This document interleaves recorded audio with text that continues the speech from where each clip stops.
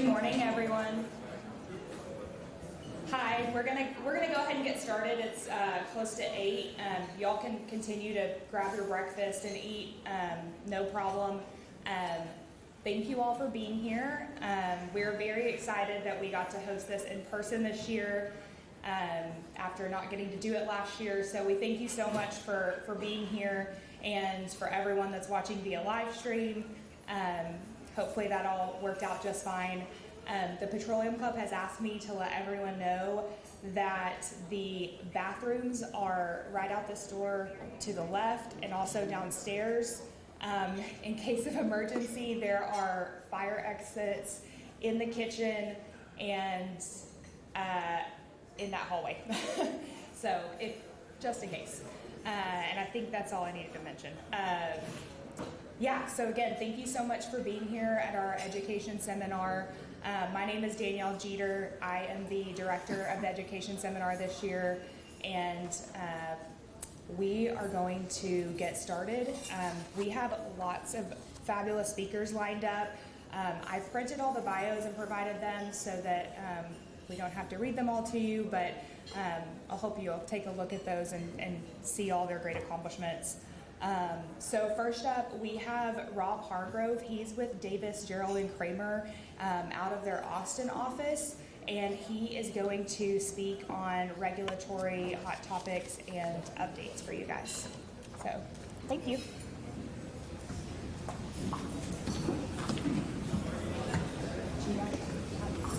It's up here. Yeah. Okay, perfect.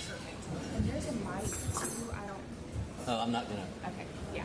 Gotcha. It's not as dramatic and theatrical as that. Got it. Thank you. Good morning. Thank you, Danielle. I give a version of this talk maybe once or twice a year, and it's very good to be doing it in person. This is the first time I've done it not on Zoom since the COVID started. So it's good to be here, and it's good to be in an actual room with people. So the topic is regulatory hot topics, and what that means to me is what is going on currently at the Railroad Commission that might impact land decisions and what is going on as people develop fields. And one of the things that is currently going on at the Railroad Commission, these are your 3 railroad commissioners. As you might have noticed, last year was an election year, and we have a new commissioner. His name is Jim Wright. He's from South Texas, and he won the primary somewhat surprisingly against Ryan Sitton. And so as Commissioner Sitton was towards what ended up being the end of his term on the commission, I would say it's fair to say that in a number of sort of high-profile cases, he was sort of on the receiving end of a 2-to-1 vote from the other 2 commissioners, and so his views sometimes were kind of outlier views, and Chairman Craddock and Commissioner Christian kind of overruled him a few times, and so what we're trying to figure out now is how is Commissioner Wright going to fit into the dynamic of a 3-commissioner panel. And one of the topics that he campaigned on and that he has been very vocal about having opinions on is the topic of flaring of natural gas. And there is a commission rule, Rule 32, that says you can't flare gas without an exception. There's 2 kinds of an exception. There's an administrative exception, and then there's a more formal order exception that you get after a hearing. And flaring had been a hot topic at the commission before the election cycle, but it's really at the forefront now. It also came up quite a bit about a year ago.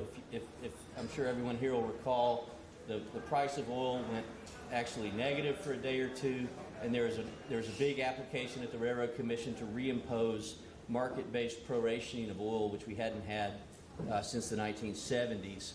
And during that context, the commission did not do that, but during those hearings, a lot of people made the comment, if we're talking about having to scale back production because there's more supply than there's demand, why are we also granting these exceptions to the flaring rule? Why are we letting people flare so that they can produce more in a world where all these economists were saying that we have more than we need. And then COVID happened. The commission did not do prorationing, but they have given flaring high scrutiny. And this has been going on for a long time. And it's driven a lot also by public opinion. It's an issue that the press and the media and certain interest groups are following, and because it can be portrayed somewhat simplistically as, you know, why are we letting people burn methane and other gases? And there was a big, most flaring cases at the Railroad Commission, most flaring most applications to get an exception to the no flare rule are not protested. You still have to go through a hearing process in front of a hearings judge, but you don't have any opposition because most people understand that all things being equal, we'd rather not flare, but you've got to do something with the gas, etc. And so there was a somewhat newsworthy exception to that, and this was a case involving Williams Pipeline and Exco from before the prorationing situation, but it was already a big deal. And in that case, most of the times when parties seek exceptions to the no flare rule, it's because you're stepping out development, there's no infrastructure yet, maybe there's maybe new wells with flush production have come online that change the pressure of the gas system, and so the older wells can't buck the line pressure anymore and get their gas into it. Sometimes it's simply that the gas stream has chemicals that need processing such that it's just not economic, that it costs more to process the gas than the gas is worth.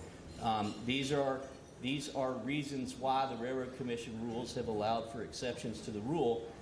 In the Williams Exco case, it was a little different, and I won't get into all the history, but because of a bankruptcy proceeding, the gas contract had gone away, had been terminated, and so Exco and Williams needed to negotiate a new contract for dealing with the gas that was produced along with the oil.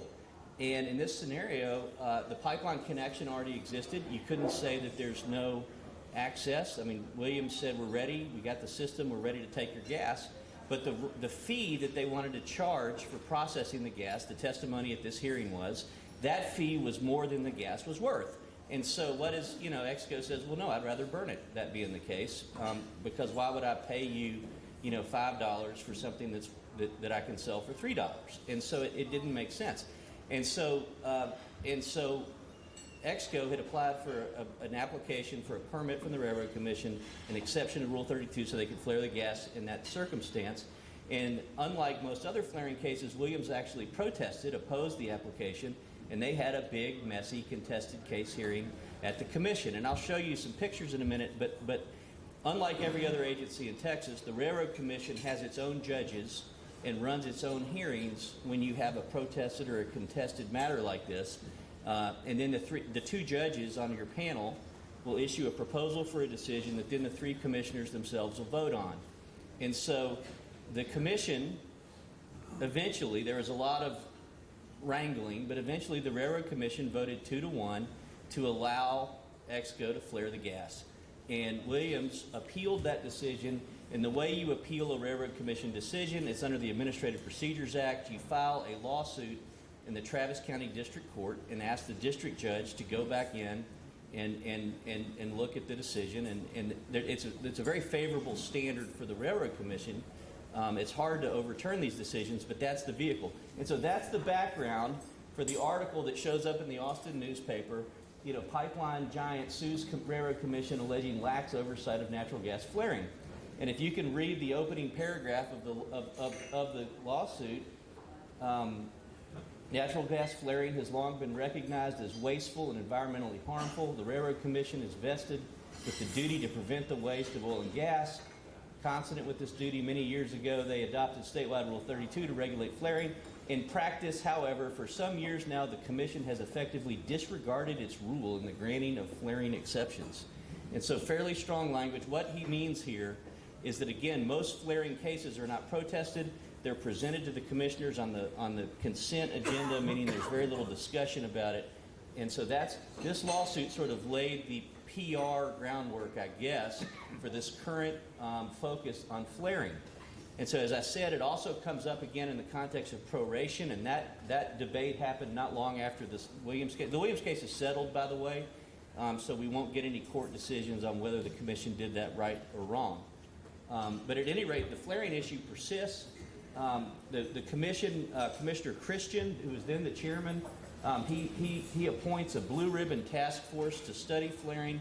And one of the things that the task force talked about was based on the way commission regulations work at the time, it was hard to get really good data about how much gas, in fact, we are flaring. And more importantly, how much as a percentage of overall gas production are we flaring? Because flaring, this is an issue that the Railroad Commission has worried about since the 1940s and 50s.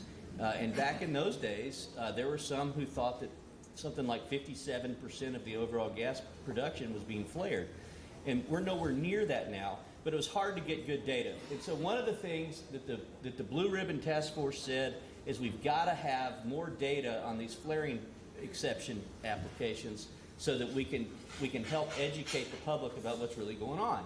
And so they have the best practices Blue Ribbon panel report, and then in August of 2020, the commissioners vote to post for public comment a change to the paperwork itself, to the form you have to fill out to ask for an exception to the no flaring rule, and they posted it for comment.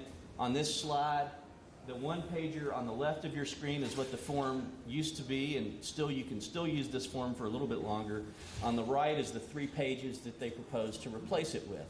And the takeaway here, and then they have since adopted a new Form 32. It's not exactly the way it was originally proposed. This is the new form. You don't need to read all the fine print. I'll blow up some of the stuff in a minute.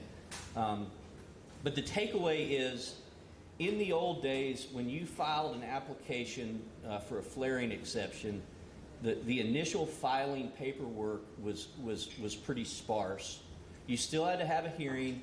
And what we would normally do is you would show up at that hearing with your witness, your engineer, to testify about why you needed it, and you'd put all your data into the record at that hearing. And then normally, the commission would give you an order, not always everything you wanted, but you'd get the order allowing you to flare. And so, but all of the data that was considered was put into the record at the hearing. It's not, Railroad Commission hearing files are not super easy to find. They're all available online, I promise, but we make it intentionally hard for people to find them so that they have to go pay somebody to go get them for us, like me. And so the data was in this sort of black box when it went through the hearing process. Not a real black box. Again, it's all public. And so one of the biggest changes now is that when the new form comes into effect, it was supposed to come into effect this month. That's not going to happen, I don't think. They haven't said exactly when it's going to become mandatory, although you can start using it now. You have to provide a bunch of your data up front when you file the application. And that's from a planning perspective, that's kind of the biggest change, because you've got to really get your ducks in a row earlier in the process than you used to. And part of the reason for that is that they're putting in place some new database stuff that presumably will be available on their website so that it's much more easy to track the specifics about the volumes of gas that are being flared. And you're also, the production reports that operators file are also being changed or have been changed to require more specific reporting of volumes that are flared. And so the kind of evidence you put on may not be all that different once you get to the hearing, but you're going to have to really have it all prepared in advance.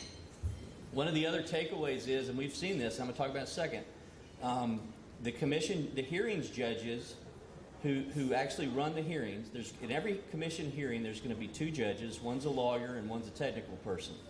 And the technical people are in charge of the flaring hearings, and they read the newspaper too, and they get direction from the commissioners.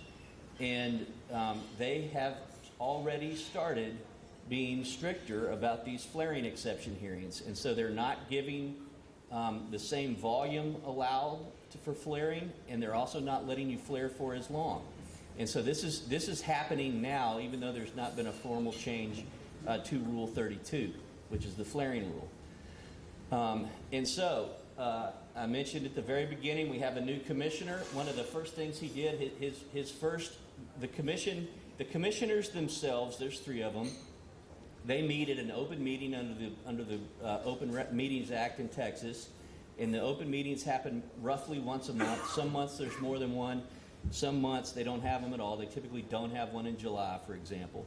And at that meeting, that's when the 3 commissioners, that's the only time they're allowed to talk about the pending cases, because since it's a 3-commission panel, if any 2 of them were to talk about it in the hallway or at the water cooler, if such a thing exists, they'd be a majority. They're not allowed to do that. And so at the very first open meeting with Commissioner Wright, it was in January, there were a bunch of flaring cases on the consent agenda, and he pushed them all to the next meeting because he wanted to talk about it some more. And he has issued several press releases on his website, or his part of the Railroad Commission website, talking about how it's a priority of his to make sure that these flaring exception applications are given close scrutiny through the hearings process. And so if we talk about hot topics at the Railroad Commission, this is definitely one that has the focus of the commissioners and their staffs, and therefore the judges. There was a case pending when he came on where the operator had asked for certain flaring permission, and it was intermittent. The testimony was the flaring was to take place when the pipeline shut them in for various maintenance issues, but they wanted the ability to do that for a 2-year period. And the hearings judges said, no, the pipeline's gotten better. You're not shut in as often as you used to be. We're going to give you an order, but we're only going to do it for 18 months instead of the 2 years that were requested. And that operator said, we consider that adverse. We want the commissioners themselves to weigh in on it. And the commissioners at that open meeting, which took place in February, on February 9th, they applauded the judge for reining in what that operator has asked for. They had an open meeting just yesterday, and Commissioner Wright again talked on the record, and in that instance he said that he had seen a bunch of cases where the commission had taken a 2-year flaring request and only given the operator 1 year. And he said, this is great, and this is the direction we need to be headed. All of these open meetings, even before COVID, you could watch them all online. And I really, this sounds sort of strange, but I really do recommend that everybody watch the Railroad Commission meetings online. And the historical archive is there. You can go watch the one in February. But these commissioners will tell you on the record what they're thinking about some of this stuff, and it's good, and that's the top, so it's good to see it from the top. But both Commissioner Wright and Commissioner Christian spoke at the February open meeting applauding the hearing staff for not giving operators what they were asking for in terms of the duration of flare orders. And the picture here on the right, these are the 3 commissioners from the 1950s. The gentleman in the middle is William Murray. He had been an engineer at the Railroad Commission. Back in the 50s, the Railroad Commission had put up a study about flaring and said, here's how much gas we think is being flared. And this is amazing to me. Mr. Murray was then an engineer on Railroad Commission staff. He was not a politician.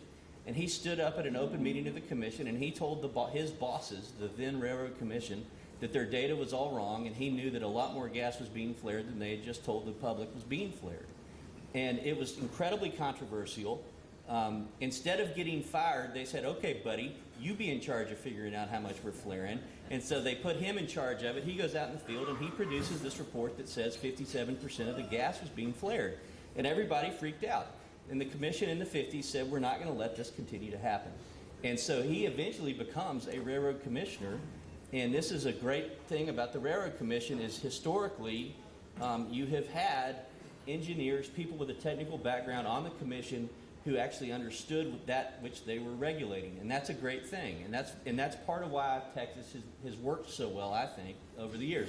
But this is nothing new, and so one of the goals of the new data requirements is so that we can sort of do what Commissioner Murray did in the 50s and figure out I know it looks bad when you fly over Texas at night and you see all the flares, but we shouldn't make decisions, policy, regulatory decisions based on whether something looks bad. You need to actually look at the data and see what the situation is, and that's what's currently happening. Okay, those are hot. That's the flaring. Oh, okay. One more thing. Sorry. Last week, there was a presentation from a lawyer who is now the chief of staff for new Commissioner Jim Wright. And he had been in private practice before he got that job, and so he knows what he's doing. He's done FLAIR hearings himself. And one of the things that he says, this is what Commissioner Wright wants to have happen at FLAIR hearings. He wants an applicant to put on evidence affirmatively without being asked for it of how much they have reduced their FLAIR volume since the last time they came asking for a flaring exception, steps taken to reduce volumes, and remember in the Williams-Exco case, the testimony was the cost of processing the gas was more than the gas was worth, therefore they should get a flaring exception. Commissioner Wright has said he does not think that's the correct analysis.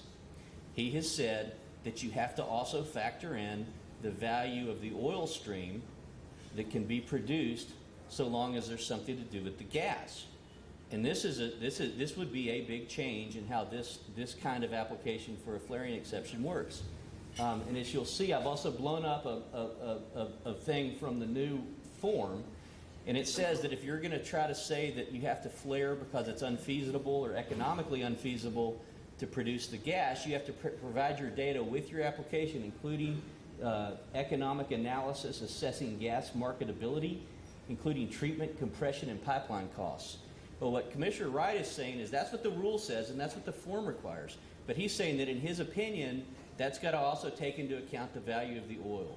And so if he gets if his way of thinking becomes how these hearings work, you can't just say it costs more to process the gas than you can sell the gas for. You've got to say you have to take into account how much the oil's worth, and that's going to change the analysis. Again, the takeaway here is that as you're developing fields and you know you're going to have to do something with the gas, the flaring exception work has got to get done way in advance, and it's got to get done more robustly on the front end than it has in the past. And so I would say that from a policy matter, that's one of the big things currently going on at the Railroad Commission. All right, I've talked about this already. What other kinds of things are currently being resolved by the Commission? What the Commission does is it holds its own hearings on a lot of kinds of cases. You have to have a hearing whether you have a protest or not. On any matter in which you draw a protest, whether it's a drilling permit application or a saltwater disposal permit application, you're going to go through the hearing process. You got a judge and you got a technical examiner. They issue a proposal for decision, which is just sort of like a memorandum. It's very detailed. It gets a lot of detail into the evidence, and then the commissioners take it up at their next meeting. Since COVID, all of these hearings have been happening via Zoom. And if you'd have asked me how that would work in advance, I would have said it's going to be terrible because you're cross-examining witnesses. It's sort of like court. You're offering documents into the record. You got a lot of evidence. It's technical. There's maps. But what in my experience at least, the hearings actually have worked pretty darn well on Zoom. And the reason is you can put stuff up on the screen. You can look at it. They've started. One of the things is that this now means you have to give your exhibits over the day before the hearing, which the old-timey Railroad Commission lawyers hate. You know, why should we show anybody our exhibits until the hearing? But they've been going on Zoom, and the reason that matters in a lot of cases is there are certain types of cases. For example, if a landowner protests a disposal well application or a Rule 37 spacing case, if that landowner protests, it's real easy to send in a protest letter from wherever they may live, out in West Texas or South Texas. It's harder to show up in Austin and go have the hearing. And so in the old days, a lot of these protests, they wouldn't show up, and the commission wouldn't make you have to have a hearing, and they would just give you what you wanted. Real easy to log into Zoom, though. And so we're now having that, so that's sort of changed the dynamic. A judge told me the other day, last week, that the commission is about to start doing in-person contested case hearings again in Austin. Although if everyone agrees, they'll allow you to still do them via Zoom. I think the judges have enjoyed Zoom, but it may be that they reopen relatively soon. Okay, so what kind of cases are being handled? And I apologize that I think I made the slides on the wide format and they're cutting off a little bit, but the blue here, this is in 2019 and 2020. These are contested cases, in other words, where you have an opponent and you have to have the PFD process I've just described.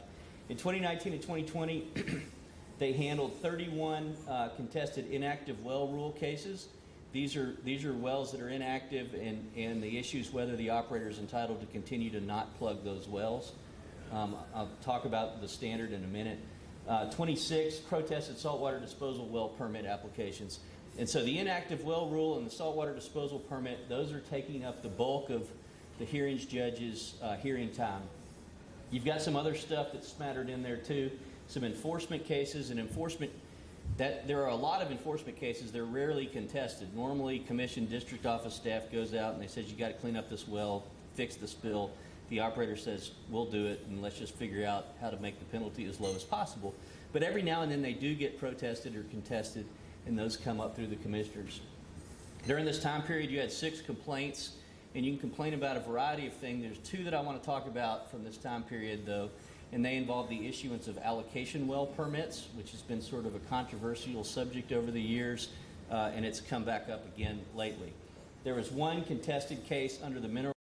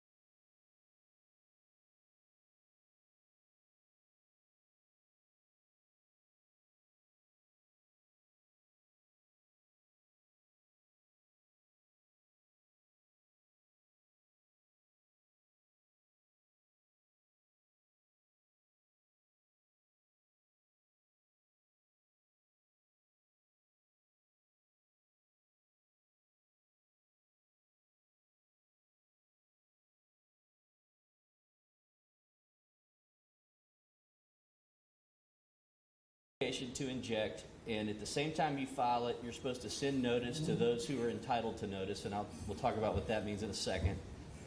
You publish it in the newspaper. The application goes through review at commission staff. They look at it to make sure you've done the notice right. They look at it from a technical perspective to make sure that the zone seems right. You have to file a log with it. And then you're also required now, when you file one of these applications, to include a printout from one of the earthquake or seismic event catalogs that are online. There's one that's TextNet that the BEG operates, and then there's one that the federal government operates, and you've got the USGS, and you've got to submit your circle, your 100 square mile circle, which is a circle with a radius of like 9.05 kilometers, and you've got to show what seismic events have been reported in that circle. And if you've got none, it's fine. But if there are seismic events within that circle, your application will go through an additional set of review at the staff level, Railroad Commission staff level, about the concern about induced seismicity, which has been another big PR public interest concern at the commission, and that is whether or not saltwater injection for disposal purposes is causing an increase in seismic events in West Texas. And we'll talk about that in a second, but if you go through all of that process, and if no one protests the application, then the permit can issue administratively, meaning you don't have to have a hearing. If somebody protests it, whether they have the right to protest or not, the Railroad Commission, after that whole staff review process, is going to send the permit upstairs. In the old days when you could go in the building, they would say upstairs to the 12th floor where the hearings are, and you'd go have a hearing on the permit. And so the question becomes, who is entitled to notice? Who do I have to send this to? And who has the right to protest? That's kind of the threshold question. And so the surface owner, of course, the commission operator of any well within a half-mile circle of the proposed disposal well, whether or not the production is coming from the same zone injection would be into. But if you've got a well within a half mile, you're entitled to notice. County clerk, et cetera, And then if you're applying for an application for if you're applying for a permit for a commercial disposal well, meaning that you're going to take people's water for money and it can be trucked in with 18-wheelers, then you've also got to give notice to every surface tract that adjoins the proposed disposal tract. If you're in the professional water disposal business and you only accept water by pipeline and don't accept it by truck, it can be considered not to be a commercial application, and you don't have to give notice to your surface neighbors. But at any rate, you publish it in the newspaper too. There was a period where some folks online had found a forum for protesting, and there were certain activists who would protest every single disposal permit application that they saw in the newspaper. And what that did is it made every single one go up. I mean, if they're in a certain area around where these folks live, it would make every application have to go through the hearings process. Now, the Railroad Commission got pretty good about this, and you could pretty easily get those protests thrown out before having to have the full evidentiary hearing to prove up your application. But sometimes it still happens. So the question is, who has the standing to protest?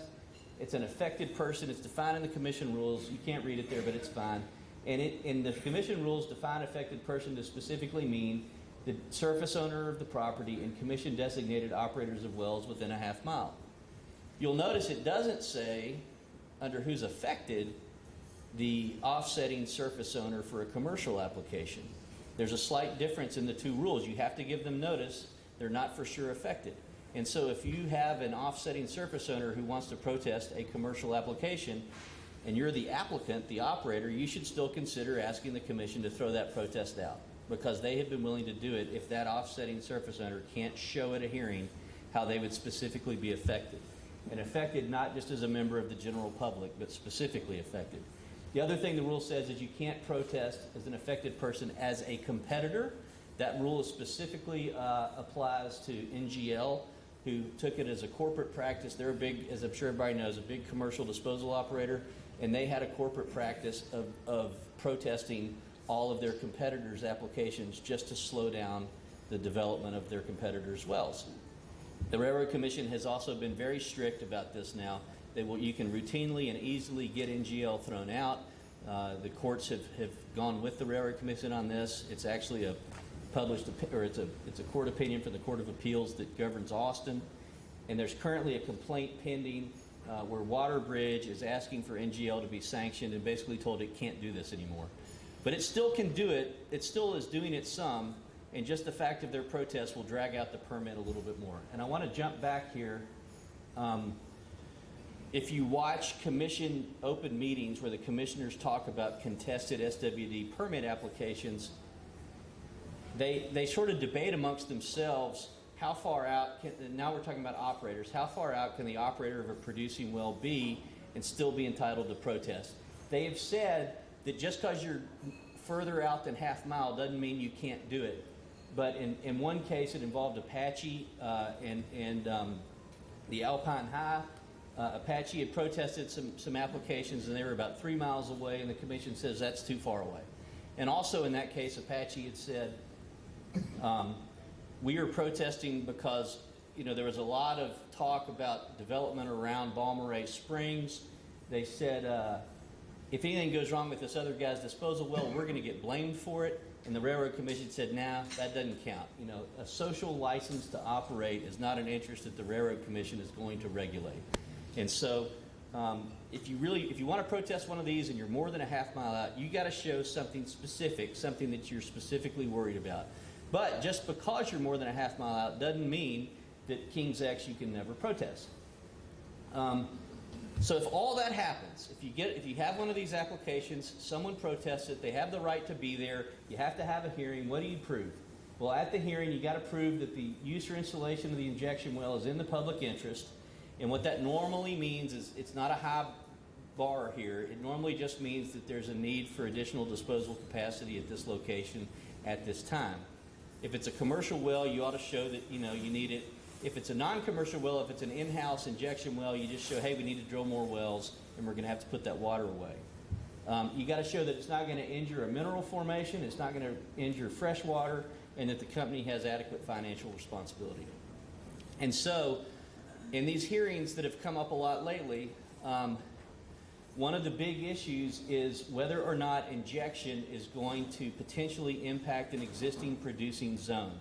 And this is a big deal currently, particularly in the Delaware Basin, where most injection would go into a group of formations, the Delaware Mountain Group, that sits directly on top of the Bone Spring, which in turn sits directly on top of the Wolf Camp. And the Delaware Mountain Group is the Bell Canyon, Cherry Canyon, Brushy Canyon, and what makes this interesting is it is where I would say most of the water is getting injected into that's being produced by the deeper Wolf Camp horizontal wells, but it's also an area that has been sporadically and historically productive of hydrocarbons. And it's, you know, there are these big correlative sand formations, but they do have periodic traps where operators for years have produced oil out of them through vertical wells.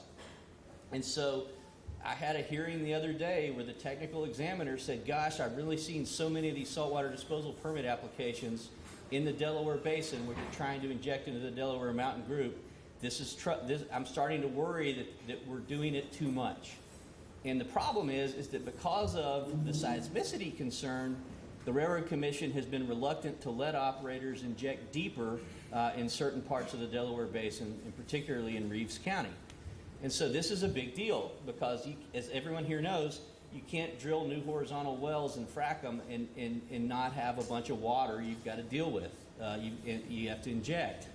And so this is kind of a busy slide, but this is a recent case. The picture on the left is water spewing out of a wellhead on the surface, and I'm told it's not supposed to do that. This is an old well that had been producing from a depressurized formation for many years, and then all of a sudden one day water starts spewing out of its valves. And if you go look at a map, this location where you have this little field of vertical Delaware Mountain Group wells is surrounded by big commercial saltwater disposal wells that are injecting into the Delaware Mountain Group, which is, in gross terms, the same general formation where the producing wells had been producing. And so obviously a Railroad Commission complaint and a lawsuit ensued. And so on the right is an exhibit from the commission hearing, and it shows where the injection zone was and where the producing zones from the nearby wells were that are all within a half mile. And so in this particular case, this exhibit actually came from an application to put in another injection well real near the well that had blown out with water, and that application was denied. But this was one of the exhibits, and the issue there was, should we allow people in this particular area to continue to inject into this zone, given that there are some wells that are still historically productive? The problem is that if you looked at these vertical wells that had been producing out of the DMG, their production was old. It wasn't huge. I think in one of these cases, the skim oil from one of these SWD wells was more than what these vertical wells were still producing. And so as a policy matter, if the Railroad Commission overall wants to encourage the production of hydrocarbons, you've got to have something to do with the water from these bigger, more prolific Wolf Camp wells. And does that mean we basically condemn these older vertical wells? I don't know. The commission hasn't weighed in on that from a policy matter. But if you need to put in an injection well in an area of the Delaware Basin that's near existing vertical production, this issue very well might come up. And it's something I haven't heard the commissioners themselves talk about it, but the hearings judges are aware of it, and they think it's a big deal that needs to be looked at closely. So that's that. Seismicity. I printed this off just the other day. These little blurbs are seismic events reported since January 1st of this year. And so you've got the Delaware Basin, and you've now got some up in the Midland Basin. And so this is a big deal. The commission is looking at these applications closely because of this. This is a paper that was published in March of this year about seismic events, earthquakes in the Delaware Basin of West Texas. I don't know that a Californian would consider these things earthquakes.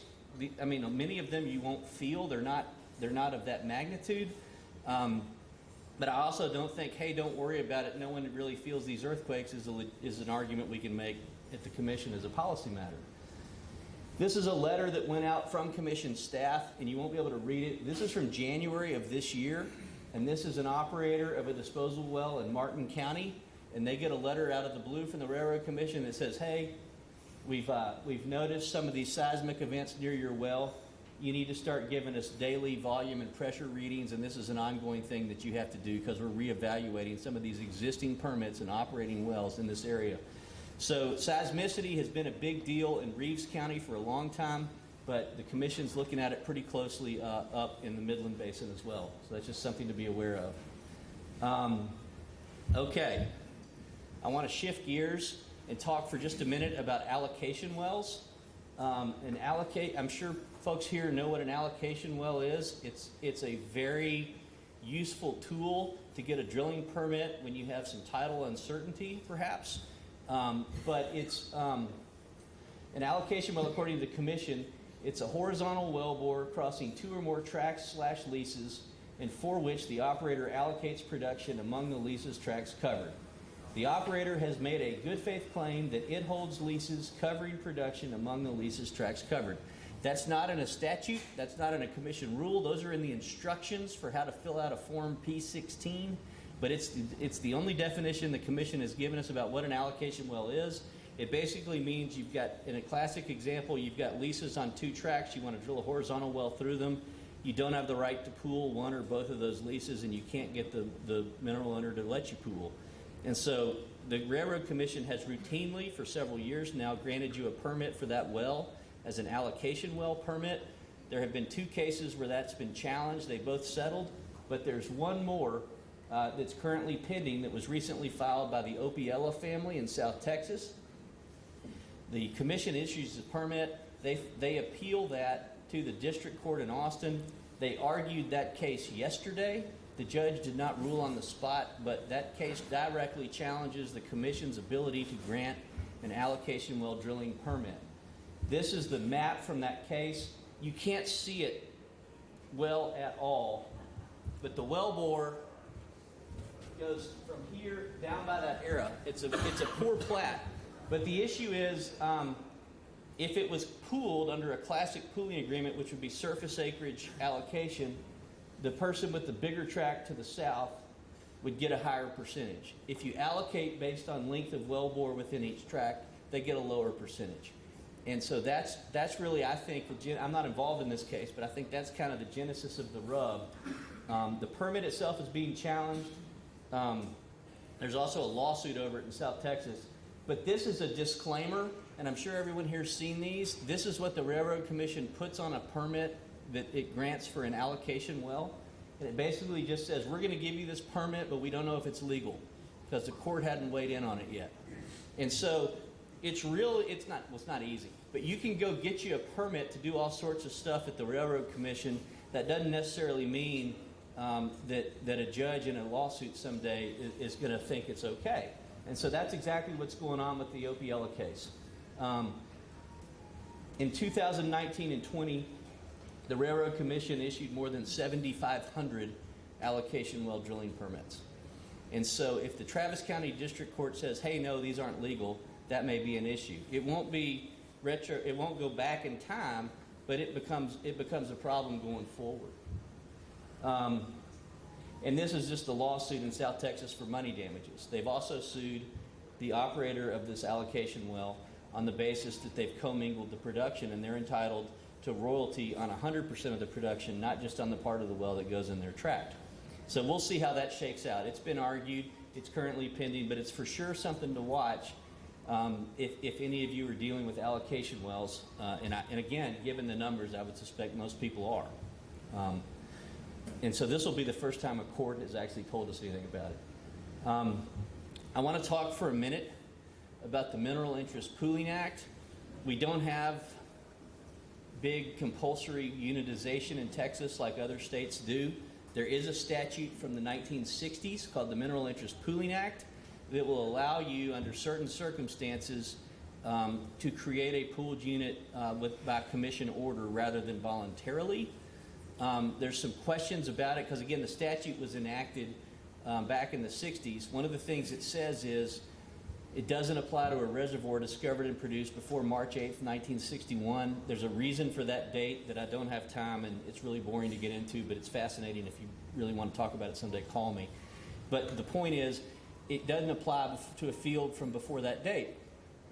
The vast majority of the horizontal production in the Midland Basin is carried in the Sprayberry Trend Area field, which is a great big field. It has a big geographic scope. It's also got a big geologic scope. It encompasses the Sprayberry, the Clear Fork, the Wolf Camp. All those formations are within that field.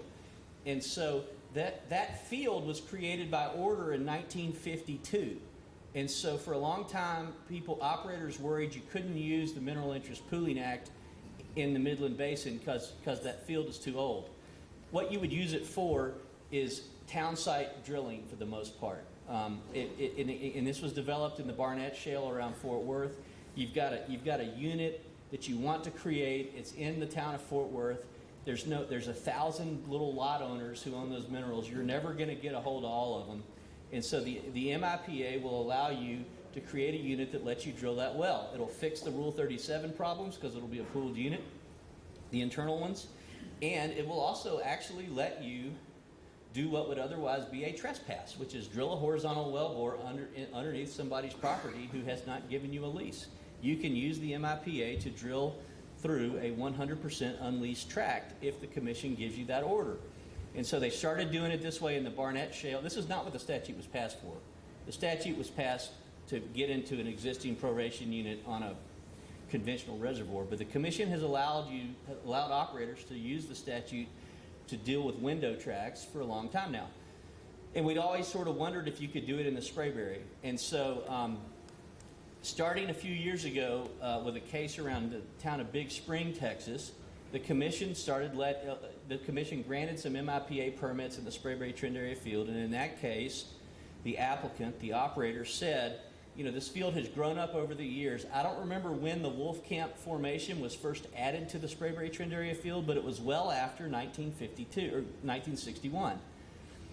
And so if you say we want to produce just the Wolf Camp and not the Sprayberry, you can tell the Railroad Commission that the 1961 deadline does not apply because that formation was not added to the field until after 1961.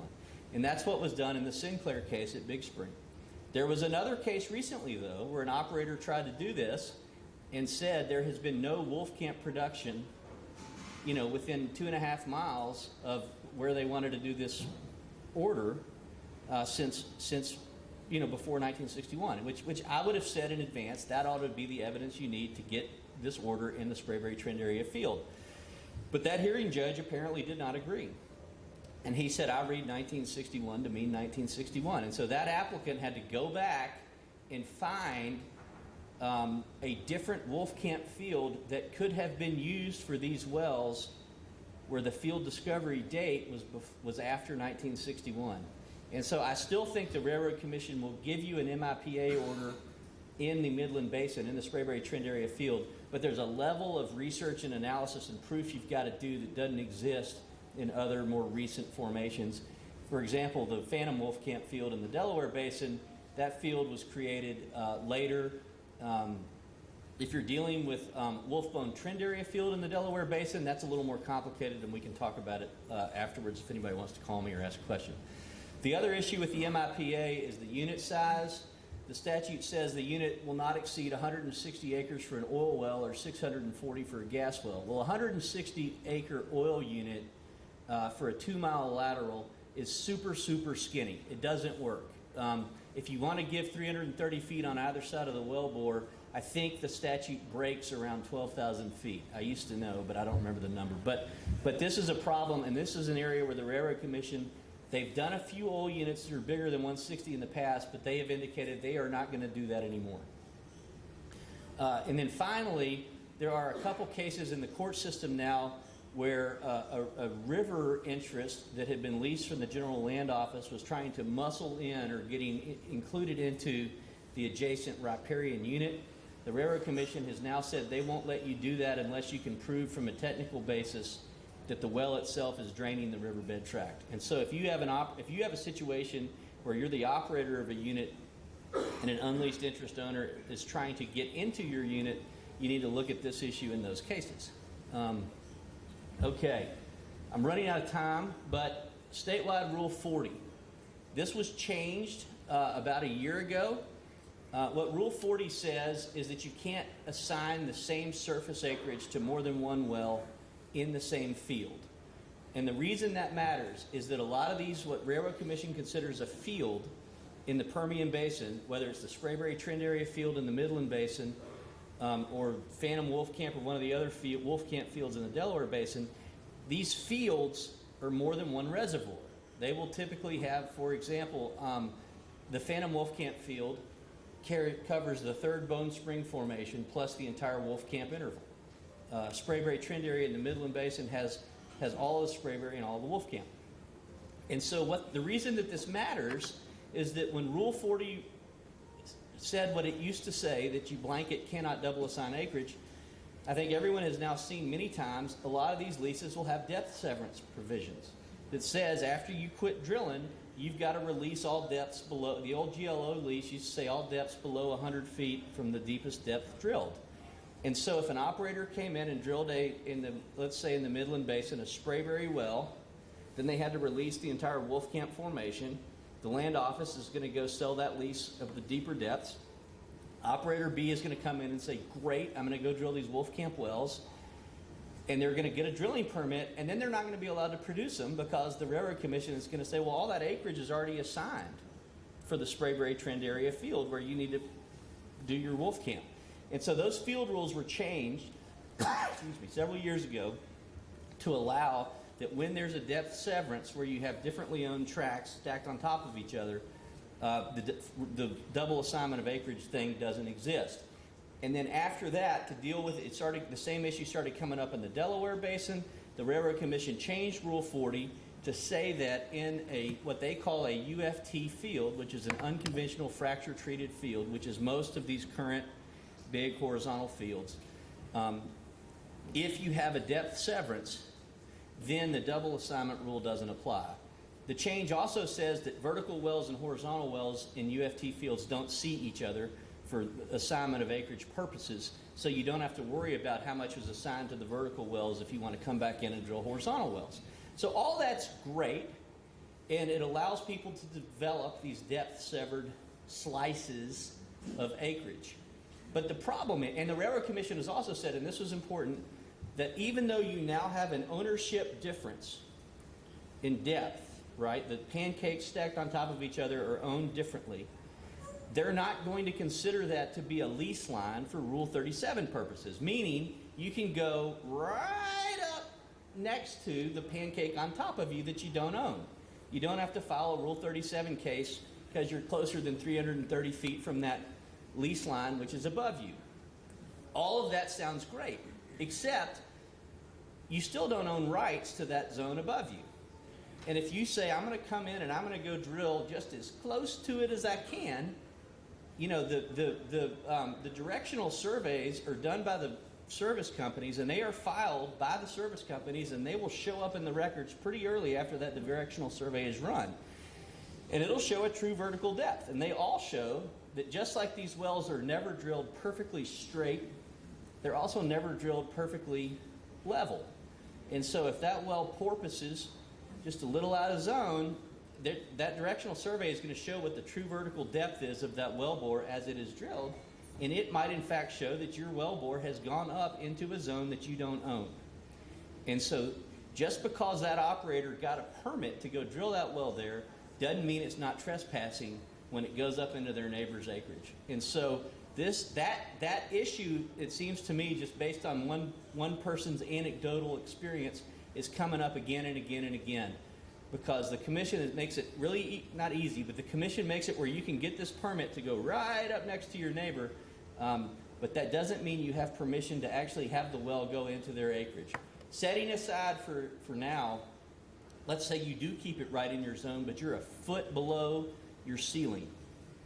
Well, we all know that those fracks are going to go up more than a foot.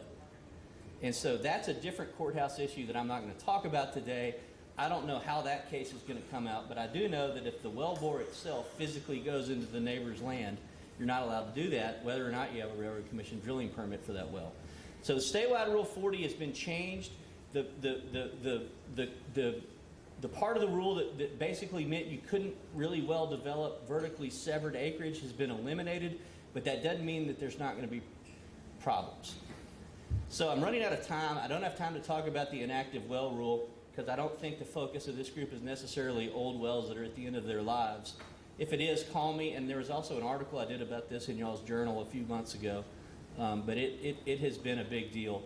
The last thing I want to talk about in my last remaining time, there's a case that's pending in the Court of Appeals in Austin where a group of folks sued the Railroad Commission over the way that natural gas pipelines are permitted. And a gas utility or a common carrier has the power of eminent domain to condemn land needed for a pipeline.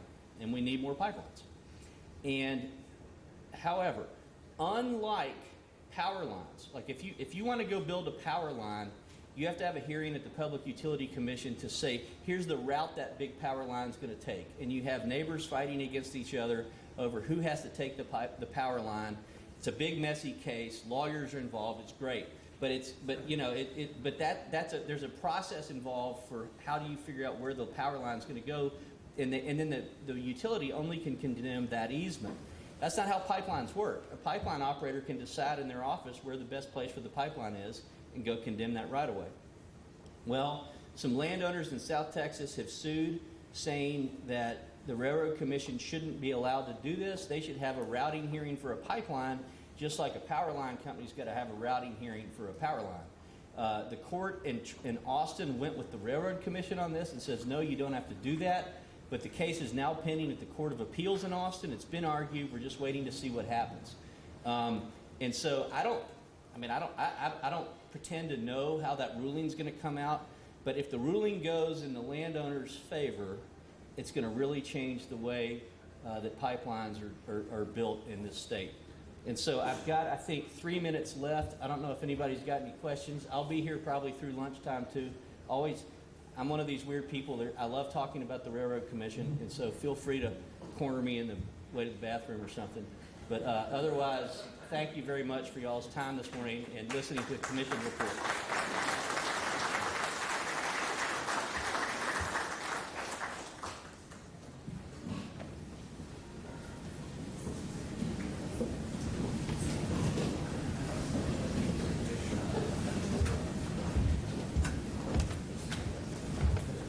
Good morning. The next speaker is Casey Bevers. There she is. Fantastic. With Steptoe and Johnson from the Woodlands. And she's going to talk about consents to assignment.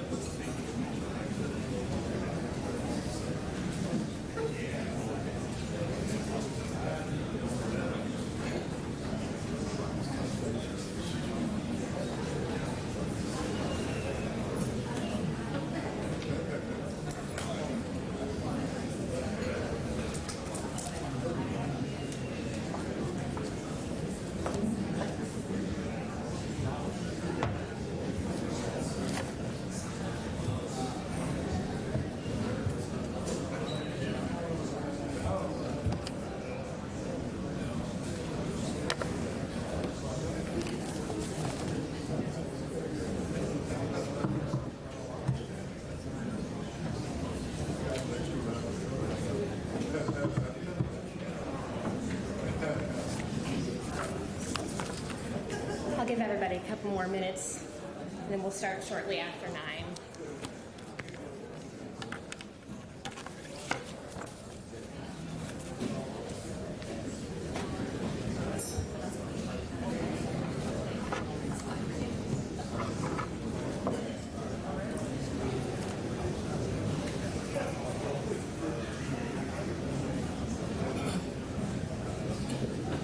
make sure my mic is still attached, and it is. This is the one that's going to the That's live what stream. it's going to. Okay, perfect. This one's going to the house. Gotcha. Okay, thank you.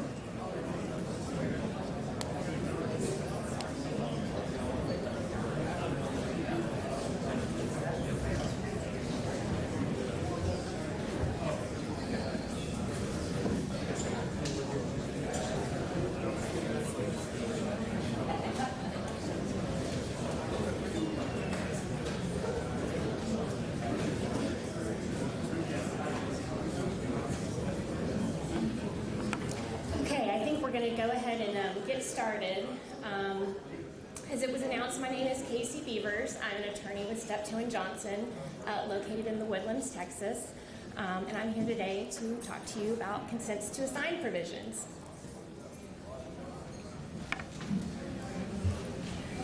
Okay, so here's the roadmap that we are going to be dealing with today. First, we're going to talk about the basics of an oil and gas lease. And it's going to be very basic, but I think it's really important to have a good understanding of the basis of an oil and gas lease in order to understand how consent to assign provisions are interpreted by the courts. Next, we're going to look at about 6 different consent to assign provisions and the enforceability of each one. Then we're going to go and move on to legal guidance on consent to assign provisions, what the courts have said here in Texas about those provisions. Next, we're going to go into remedies for non-compliance, so breach of any sort of consent to assign provision. And then the part that you guys are probably most interested in are drafting solutions and what's going to be most effective for you and your operations. Okay, so the basics of an oil and gas lease. So what is a lease? So as I mentioned, before analyzing how to understand and evaluate specific provisions in an oil and gas lease, it's important to understand in the broadest sense, what an oil and gas lease is and what body of law applies. So oil and gas leases, as you all know, they have aspects that impact both property and contract law, and each of those areas of law addresses restrictions on the ability to transfer rights, and sometimes that's different in differing directions. So in Texas, as is the case with most states, they like this idea of the free transferability of contract rights, meaning that you should be able to assign and transfer rights without any sort of burdensome restrictions. But at the same time, Texas also likes the idea that parties should have the freedom to contract however they want. And if for some reason they want to put in restrictions, they should be able to do so with the caveat that their agreement can't be in any sort of conflict with public policy or anything that's obviously illegal. So when most people not in oil and gas, when they think about a lease, they typically think of a landlord-tenant situation. And case law and statutes in Texas allow for many restrictions to be placed on the lessee, including that the lessor landlord has to consent before property is leased for residential or commercial purposes, and whether it can be sublet to another party. But as you know, oil and gas lease is very different than a typical rental agreement. How so? It all involves interference with the surface, as well as obviously the extraction of the physical property that is below the surface, i.e. the minerals, which makes it hard to put it into kind of a neat category. There are some states such as Louisiana, Wyoming, West Virginia, California, and Michigan, they see oil and gas leases as just a grant of a right to profit from minerals once they've been extracted from the ground. And other states, such as Colorado, Pennsylvania, Oklahoma, and New Mexico, they see a lease as creating a fee simple property interest in the minerals themselves. And then other states, such as Kansas, they view it as a combination of the two. So kind of a hybrid interest considered to be personal property and as well as real property. So therefore, it's very clearly, and as you all know, the landlord-tenant principles may or may not be significant depending on how the jurisdiction characterizes the rights created by an oil and gas lease. So in Texas, an oil and gas lease is a lease, as you all know, in name only, and that the landlord-tenant law has zero application. So a lease in Texas is called fee simple determinable interest, regardless of the granting terms used or other efforts in contracting between the parties.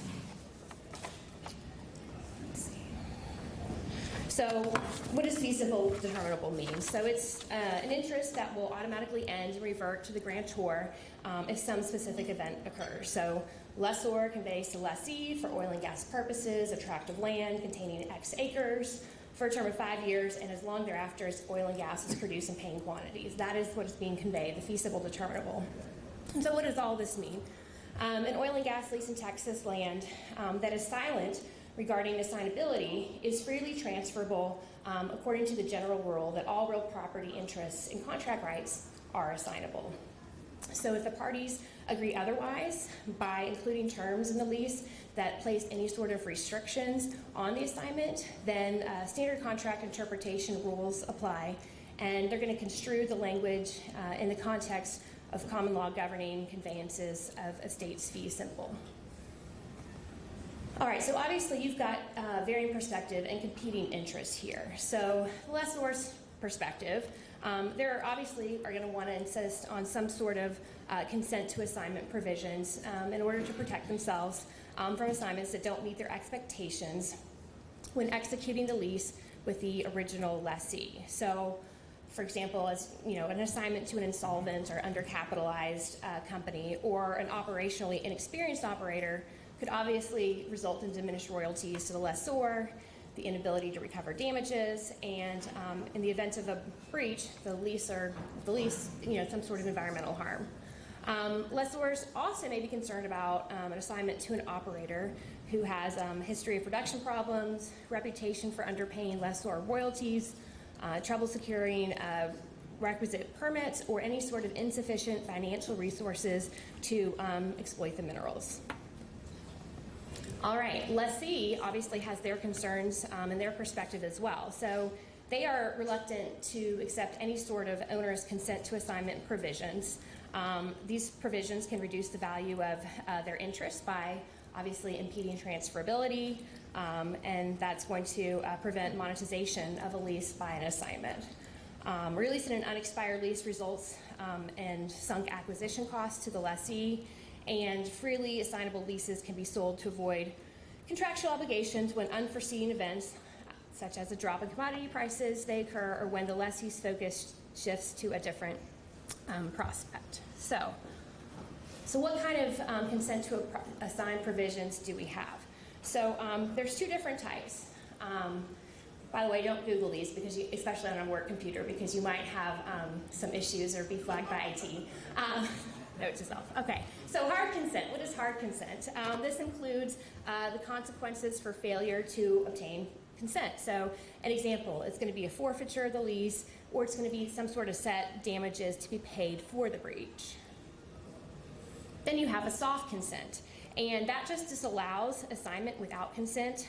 However, it doesn't specify a remedy for the breach. Okay, so now we're going to look. This is the audience participation section of this presentation. It's 9 a.m. I know it's early, but we're going to go through 6 different provisions, and I kind of want to hear what you all have to think about the enforceability of each. So this lease shall not be assigned. Who thinks that this is an enforceable provision? Okay, you're smart. All right, very good. I knew this was a good crowd. Okay, so that's going to likely be held to be not enforceable. So Texas case law and public policy, they're pretty much in agreement that an outright restraint on the alienability of an oil and gas lease is effectively void or inconsequential.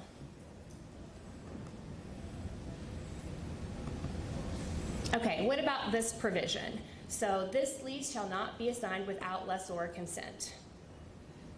Who thinks that this would be enforceable?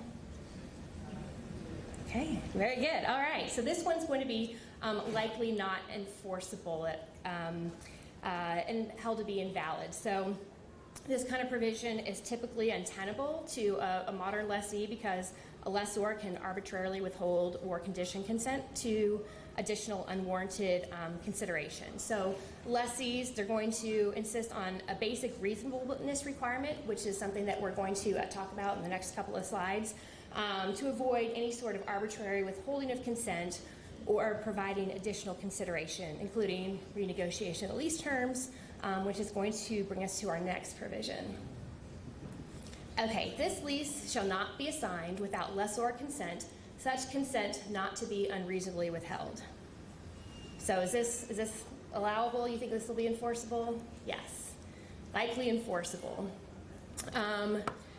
We'll go into this more, like I said, as it's the most common version of consent to assign clause, but it's going to be likely valid with a further analysis as to the definition of unreasonable. So as a practical matter, the lessors don't get much protection. So they're going to have to show damages arising out of the breach, and if it's later determined that lessor's consent was unreasonably withheld, the lessor can be liable to the lessee for the lost sale. Okay. Any assignment made without prior written consent of lessor shall be void. What do we think about this one? Enforceable? This one's likely not to be enforceable just because the consent element doesn't give the lessor a right of getting back into the lease, and that's seen as a disabling restraint. All right, any assignment made without prior written consent of lessor shall result in a forfeiture of all rights granted hereunder. This one is likely going to be not enforceable, and the court would likely hold the same as that prior provision. There's no way that a lessor could re-enter the lease, and because the lessor's consent right is not limited to a specific category of transferees, it would likely be invalid because it's an unreasonable restraint against all transfers. All right, when I was a landman taking out leases in East Texas, there was a notorious terrible exploration company that shall go unnamed, and every single lessor wanted to make sure that terrible exploration company, it wouldn't eventually be assigned to them.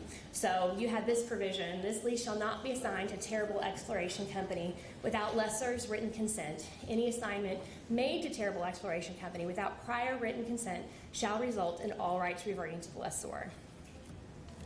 So that one is going to be likely enforceable. So unlike the others, this consent to assign provision, the restriction is limited just to one specific entity, and it gives the lessor a reversionary interest, such that where they can, all rights end up going back to the lessor.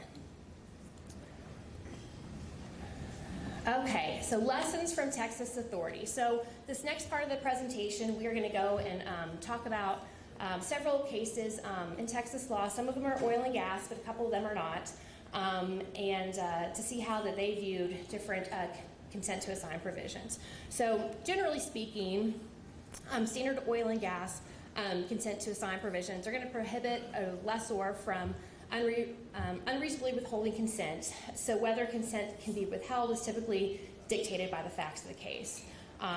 Reasonableness, which we're going to talk a lot about, is of withheld consent is a question of fact. So there is just one published case discussing factors for reasonability considerations in oil and gas consent to assignment provisions, which we're going to discuss. And like I said, outside of oil and gas context, reasonability is going to include a number of different factors, such as the intended use of the property, the financial status of the assignee, and evidence supporting the commercial reasonableness of the denial. So this first case is the Carrizo case, and that case ended up stating that a consent to an assignment provision that is silent on the standard allows a lessor to withhold consent arbitrarily. So in this case, the dispute focused on a consent to assign provision in a farm-out agreement, which is different than lease agreement that we've been talking about, but for our purposes, that's kind of tangential to it. But where a prior draft provided that BSR must obtain Carrizo's written consent prior to any assignment, and that consent shall not be unreasonably withheld.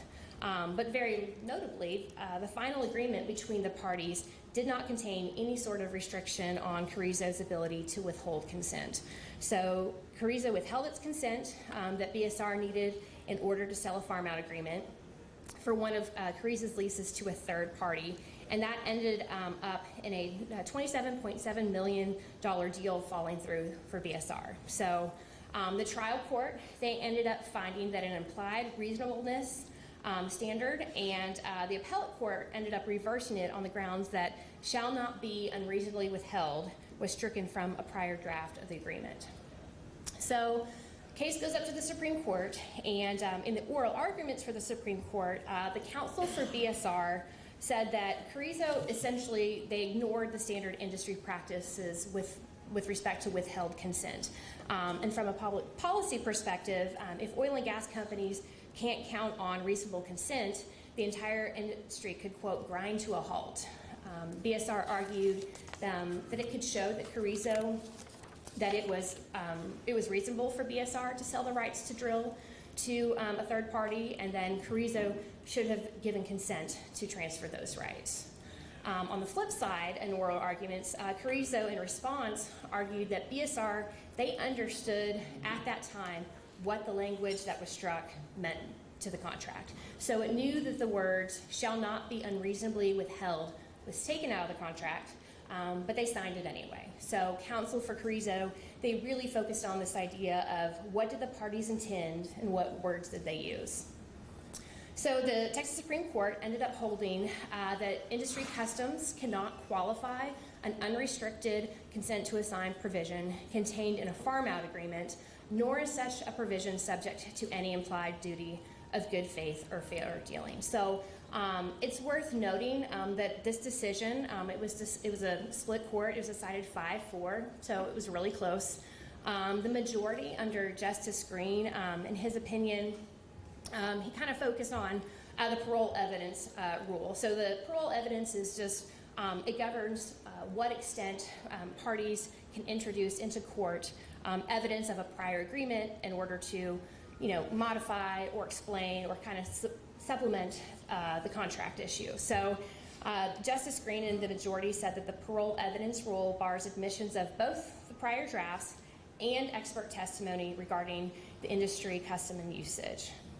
There was a concurring and dissenting opinion by Justice Eva Guzman, and she said that they would permit the evidence of the industry and custom and usage, but ruled that the prior drafts have to be excluded pursuant to the parole evidence rule. And then the dissenting opinion with Justice Boyd, it allowed the introduction of the prior drafts and expert testimony for the purpose of determining whether usage and industry custom would prohibit a party from arbitrarily withholding consent and showing the intent of the parties involved. So the main point of this case is if it's a party's right to consent is not qualified by the written agreement, then the right is likely unrestricted. So the major take-home point, obviously, from this case is going to be if they want to operate on a basis of industry custom or usage, then that needs to be clearly expressed in the written contract. It's what attorneys are going to tell you all the time. Just make sure it's clear in the contract, which is sometimes harder than you would think. Okay, so this next case at Trinity Professional Plaza Associates, this is, it's a commercial tenancy case, but it helps us understand a standard in non-consent provision. So in the commercial tenancy case, the lease said any such assignment, transfer, or reconstitution shall be null and void and of no force or effect unless lessor shall have given its written consent to any such assignment, transfer, or reconstitution.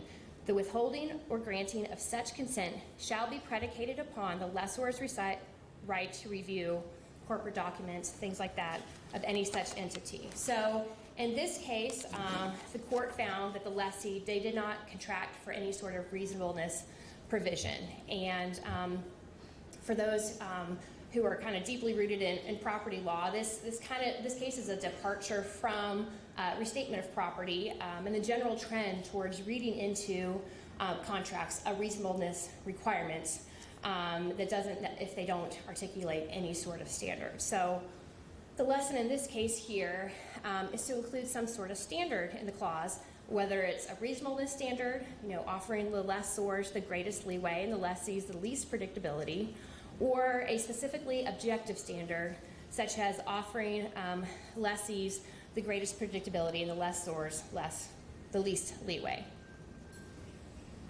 Okay, so this is a case. Are y'all familiar with this case, the Mayo Foundation case?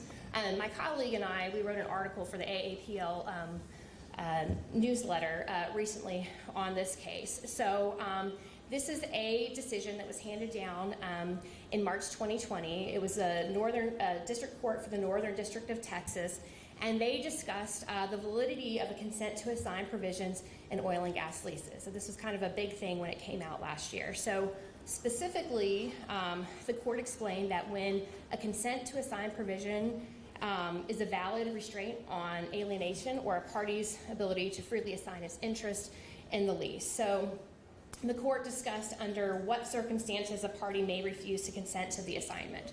So first, how did the parties get here? So in 1994, Barbara Lips executed an oil and gas lease to Alpar, and it covered Section 157 in Roberts County, as well as other lands. And the original version of the Alpar lease included the following provision.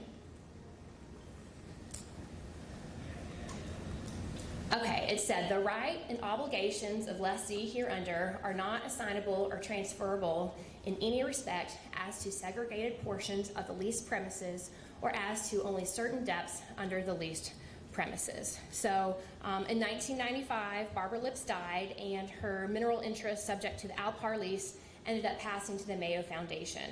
In 1996, a year later, pursuant to a farm-out agreement, Alpar assigned specific acreage from that lease to Amoco, and then that same year, Amoco entered into an operating agreement with Corson. And paragraph F of that operating agreement described a preferential right to purchase, where Corson had any sort of right to buy Amoco's interest should they be interested in selling. So in the meantime, the parties amended that Alpar lease in question, and they amended it 3 times in 4 years. And in the third amendment in 1998, the plaintiff and Alpar replaced the original consent to assign provision with the following.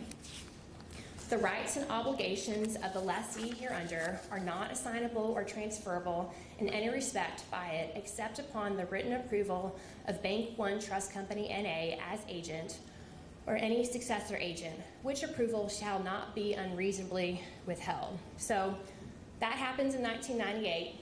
Fast forward to September of 2019, when BP America, they closed on who was the defendant in this case, they closed on a purchase and sale agreement with Latigo Petroleum, which included the defendant's interest in the Alpar lease. So pursuant to the operating agreement, defendant offered to sell its interest to Corson, which accepted the offer in November of 2019. So due to past business dealings and litigation, Mayo, the plaintiff, they really objected to the defendant assigning their interest in the Alpar lease to Corson. So therefore, plaintiff told the defendant it's going to withhold its consent to the assignment to Corson. So in response, defendant argued that plaintiff's consent was not legally required. So in January of 2020, the defendant notified plaintiff in writing Corson had elected to acquire the defendant's interest in that tract of land. So the plaintiff filed a complaint with the district court,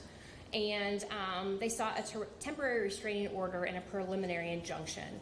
And the court ended up denying the motion for the temporary restraining order without prejudice, and the plaintiff then sought an emergency hearing on the preliminary injunction. So the court, in this case, again, this was only a petition for an injunction. So they explained that it's only going to grant a preliminary injunction if the plaintiff establishes 4 separate factors. So first, a likelihood of success on the merits. 2, a substantial likelihood of irreparable harm if the injunction is not granted.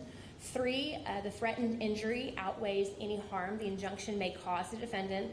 And then 4, an injunction would not undermine public interest. So the court really emphasized that a failure to succeed on any element automatically results in a failure to succeed when all the elements are considered. So the court called it in 2 fatal blows. The court found that the plaintiff is not substantially likely to succeed on the merits of the case, and found that the plaintiff is not likely to suffer any sort of irreparable harm in the absence of a preliminary injunction. So, and the court further kind of explained their reasoning behind the 2 fatal blows that resulted in the denial of the motion for preliminary injunction.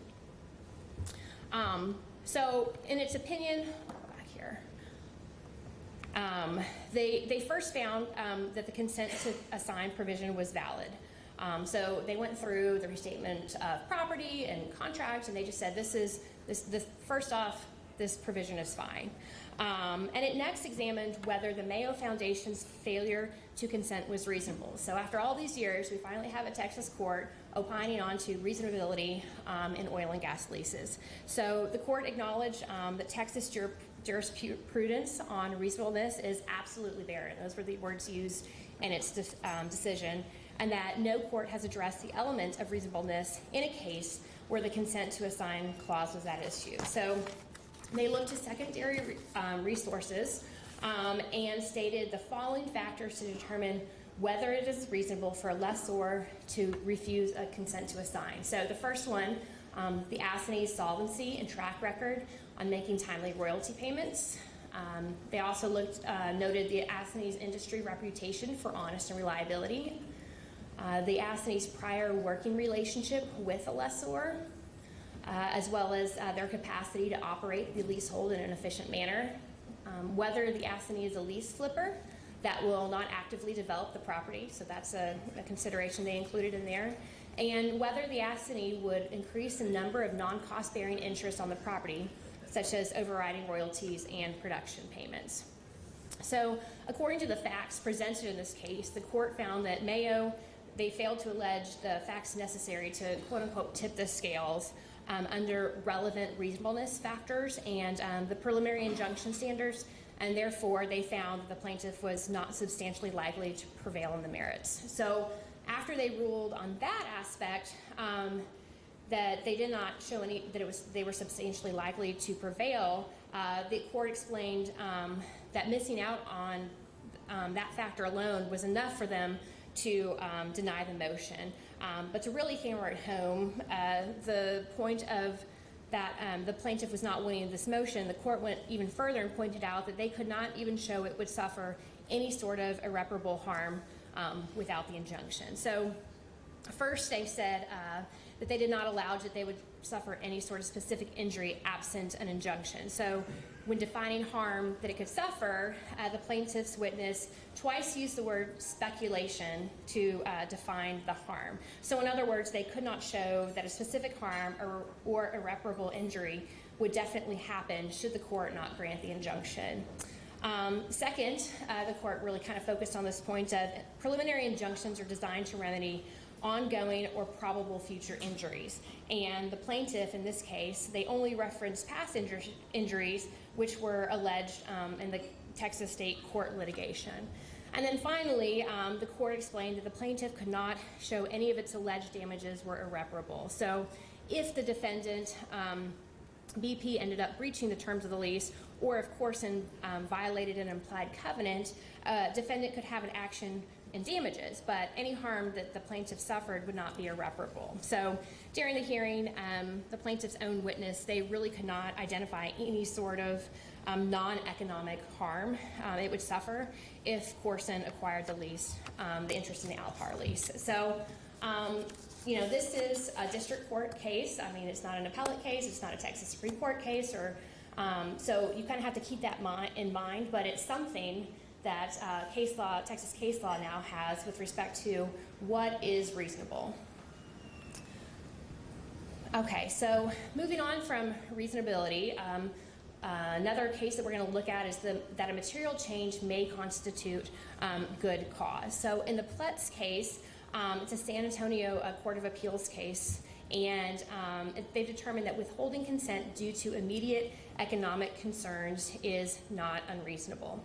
So the lessors in that case, they refused to deal with anyone unless they knew the assignee's intent with respect to the property. So the lessors were not informed of the assignee's intent after repeated inquiry, and the assignee testified that he intended to destroy the leased premises. So a material change in use almost certainly satisfies the good cause standard. So it's conceivable that the way an assignee plans to develop or not develop the mineral estate may be such a material change from prior development that a lessor's objection is going to satisfy the good cause standard. So more commonly, a lessor could object to a material change in a royalty payment administration because operators can account for royalties differently under the same lease royalty provisions, as you all know.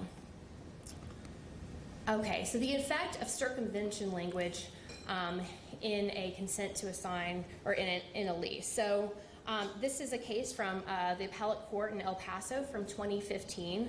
The plain language of the lease allowed a lessee to convey whatever rights and obligations to its AMI partners without notifying the lessors.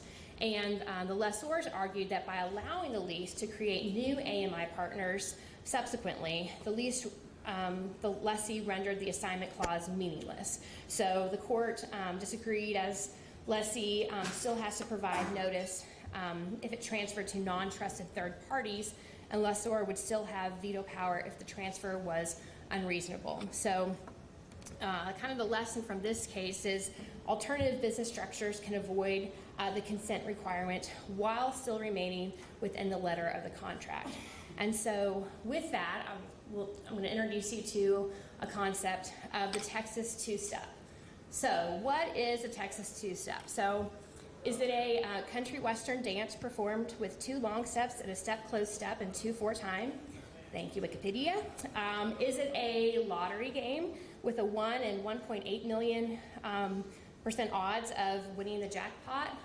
Or is it a way to potentially circumvent consent to assignment and preferential rights provisions by structuring a third party's procurement through acquisition, merger, or conversion? So the answer is all of the above. So here's what the Texas two steps is. So you have a case where party A, they want to assign its interest in the contract to a third party. And party A thinks that the third party, they're financially capable of performing under the contract, and that party B would have no reasonable reason to withhold consent, but has concerns that party B, which I'm saying that now sounds like Cardi B, but party B would have no reasonable reason to, that they're going to try to delay or condition its consent. So the third party, assignee, is obviously anxious to close, and party A reasonably suspects that any delay or condition could cause it to lose the sale. So assume that this is the consent to assignment language in the contract. So except for transfer to an affiliate or subsidiary, the rights of the parties hereto shall not be assigned without the written consent of the other parties, which consent shall not be unreasonably withheld. So the issue here is there a way to structure an assignment from party A to the third party that would not require the consent of party B? And ta-da, yes there is. So in the Texas Business Organization Codes, it states that when a merger occurs, the interest in real property owned by each organization that is a party to the merger is allocated to and vested in one or more of the surviving new organizations without any transfer or assignment having occurred. So the same rule applies to organizational conversion. So a consent to assignment provisions may not be triggered when a third party procures a lease through a merger. So what is this Texas two-step? So it was put out in Tenneco case, and it's been successfully used to avoid preferential rights provisions in certain contracts. So likewise, it's going to be available to lessees when a lease allows for a lessee to assign to affiliates or subsidiaries without lessor consent. So what's the process? So step one, the lessee assigns the interest to a new subsidiary, and then step two, the newly formed subsidiary sells 100% of its stock to the acquiring third party. So because the stock sale of the affiliated company does not result in an assignment, no assignment has occurred to trigger the consent to assignment provision. So absent any sort of language prohibiting this workaround, the process will likely be upheld because the Texas Supreme Court has approved this practice in the preferential rights context, and the strategy is expressly approved by statute. So how, if you're interested in how are you going to avoid this outcome of the Texas two-step? So lessors primarily, or any sort of parties wishing to avoid this outcome, they should include language prohibiting this workaround. So they're going to require consent to transfer to affiliates or subsidiaries, or if you're not able to negotiate that, require consent to change in control and not just an assignment. So a change of ownership of not only the immediately contracting party, but any of its affiliates, so that step two becomes transferring required consent, or include non-circumvention language. So what is that going to look like? It's going to look like this. So no party shall enter into any agreement, contract, or arrangement with any person, or take any other action, or enter into any cause any person to enter into any alternative transaction with the purpose of circumventing the intent and obligations of the parties hereunder, including any transfers to affiliates and subsequent sale of some or all of the equity of such affiliate to a third party, i.e. a Texas two-step or similar transaction. So that's the kind of language that I'm sure a lot of lessors are going to insist upon. So moving on, damages available for noncompliance. So what are the damages that are going to be available to the lessor? So resulting from having their royalty calculation and their valuation changed due to an assignment of the lease to a party who has a different, like, gas or crude marketing arrangement, that could be damages that they could, or probably most likely are going to be able to use when they're arguing that they're going to suffer damages for consenting to the assignment. With respect to the lessee, if they unreasonably withheld consent causes a lessee damages. So common actionable breach is when the lessor improperly conditions consent on payment or additional consideration. You know, lessors are always looking for ways to get money. So if the lessor offers no objectively reasonable basis, such conditioning should be treated as unreasonable. If they just say, "I just want more money when you assign it," that's not gonna hold up. So it should be unreasonable to withhold consent based on additional terms not in the original lease, such as additional consideration, so long as the assignee can fulfill the same obligations undertaken by the original lessee. So, but with respect to that point, no Texas authority has really reached that result, though, and given the uncertainty under standard consent to assign provisions, the lessee should include some sort of language clarifying that unreasonable conditioning is inappropriate. There also can have specific performance. So long story short, for specific performance, the lessee can seek specific performance for wrongly withheld consent, requiring a lessor essentially to give consent. And then termination. So Texas courts, they're going to strictly interpret restrictive provisions against the lessor who seeks any sort of forfeiture or a termination of a lease. So there was a case in 2010 called Vincent Minerals versus XTO, and that case held that a lessor can only seek forfeiture of a lease when the lease contains a specific clause expressly providing that remedy. So termination for failure to obtain consent, not a general lease termination clause for breach of the lease. So if a lease requires a right of notice before the declaration of forfeiture, the notice has to be literally complied with.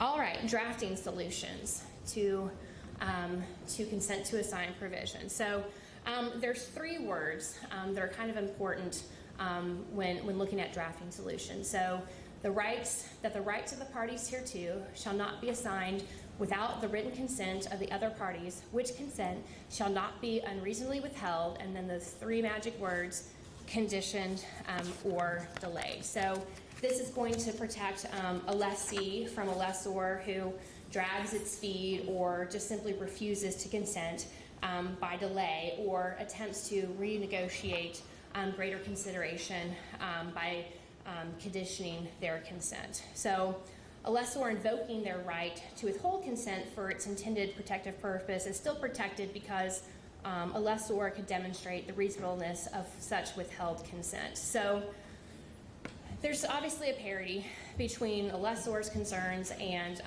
the lessee's concerns. So lessees are going to be concerned with sort of an any reason clause. So to avoid any reasonability requirement altogether, parties can add allowance to refuse consent for, quote, any reason. So when we do it in our drafting, we write it as for any reason or for no reason. But I kind of caution against that. I assume that if the clause is silent as to reasonableness, it's going to allow for arbitrary withholding.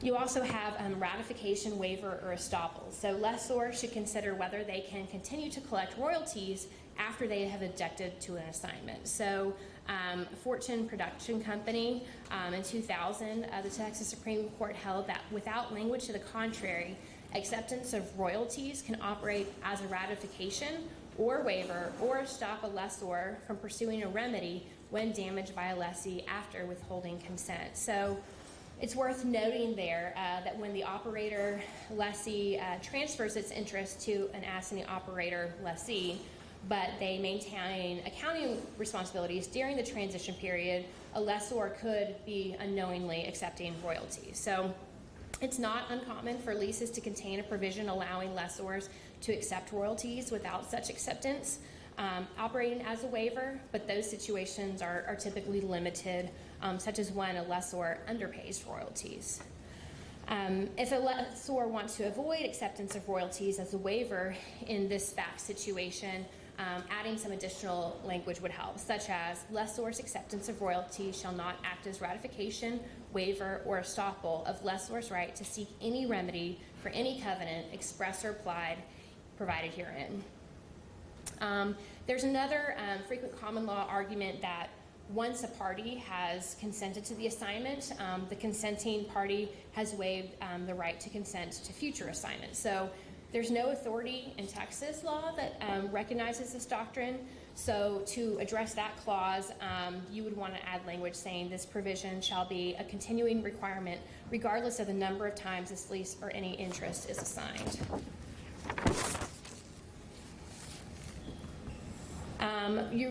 Another concern of lessors, you're going to want to require a minimum level of objective standards. So commonly with respect to setting a minimum net worth or a value of the proposed assignee.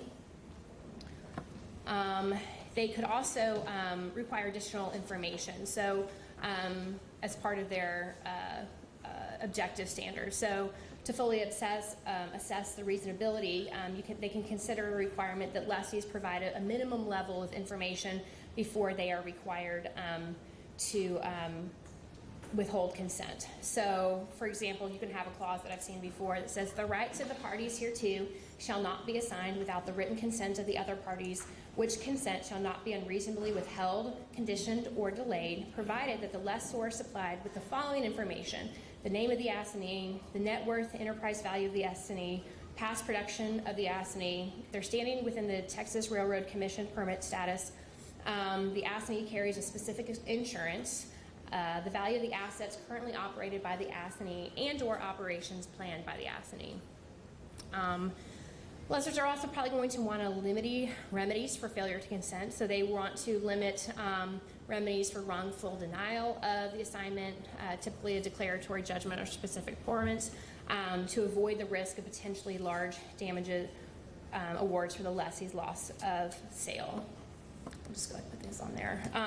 Bar assignment to a competitor. So the rights of the parties thereto shall not be assigned to a competitor, its parents, affiliates, subsidiaries, partnerships, joint ventures, and relayed companies. But you'd probably want to tread lightly here with consideration to anti-competition concerns where the parties are large, the deal value is large, and the parties and the competitor are the only companies in the area.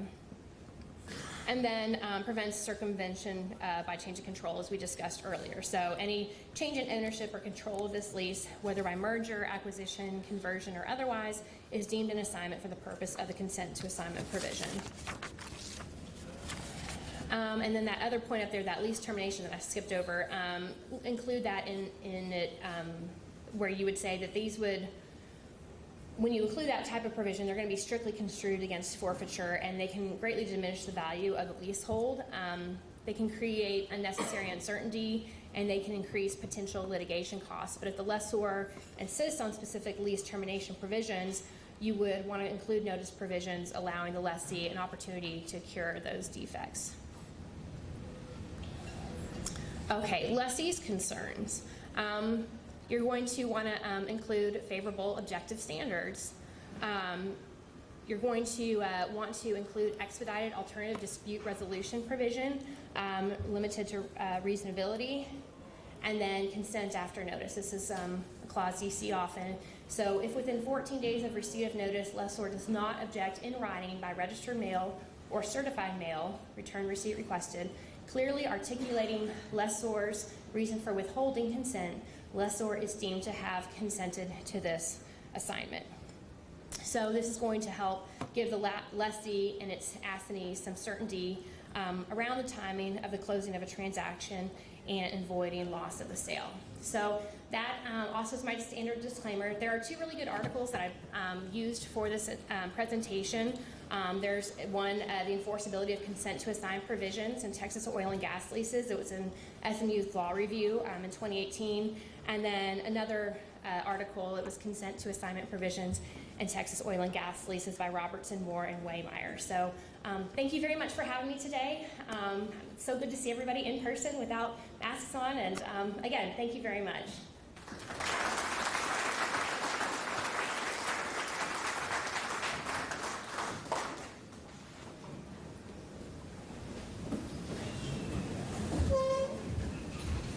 Okay, next up is Brandon Durrett with Dykema from San Antonio, Texas, case law update.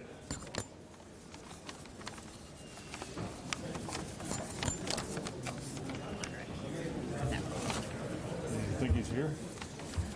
Hard to say, huh? Is Brandon Durrett here? Guess we'll go maybe 5 minutes and then go to the next ones if they're here.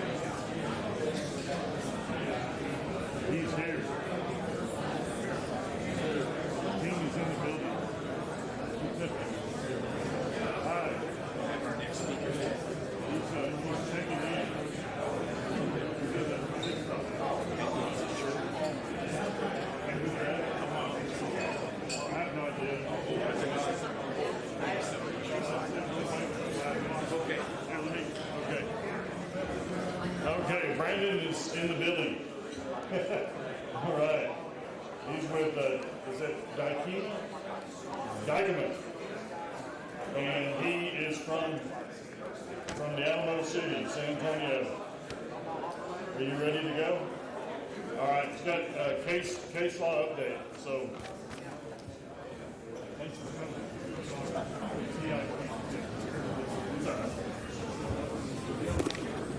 All right, thanks, Tip. Thanks for everyone bearing with me.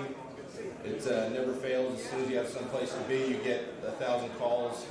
Something catches on fire at the office, and you got to deal with it. So thanks for bearing with me. See a lot of familiar faces. It's good to be back in Midland. Glad to see a place in the world where things are finally operating normally again. And I, came on a somewhat rainy day. I was hoping it would be a little dry, because I never feel quite dry until I come back to Midland. I always feel just a little bit damp in San Antonio or Houston. Like Tip said, I'm Brandon with a law firm called Dykema Gossett in San Antonio, formerly Cox Smith. You all may know it by that name better. I'm a mergers and acquisitions lawyer by training, almost exclusively in the upstream and midstream space. Also do a lot of work with our oil and gas litigators, and can't seem to keep away from these fun bread and butter oil and gas issues. I think this is my third or fourth year doing the case law update here, so I'm happy to be back and happy things are rolling again. So, do we need to get this started? Is someone working the computer?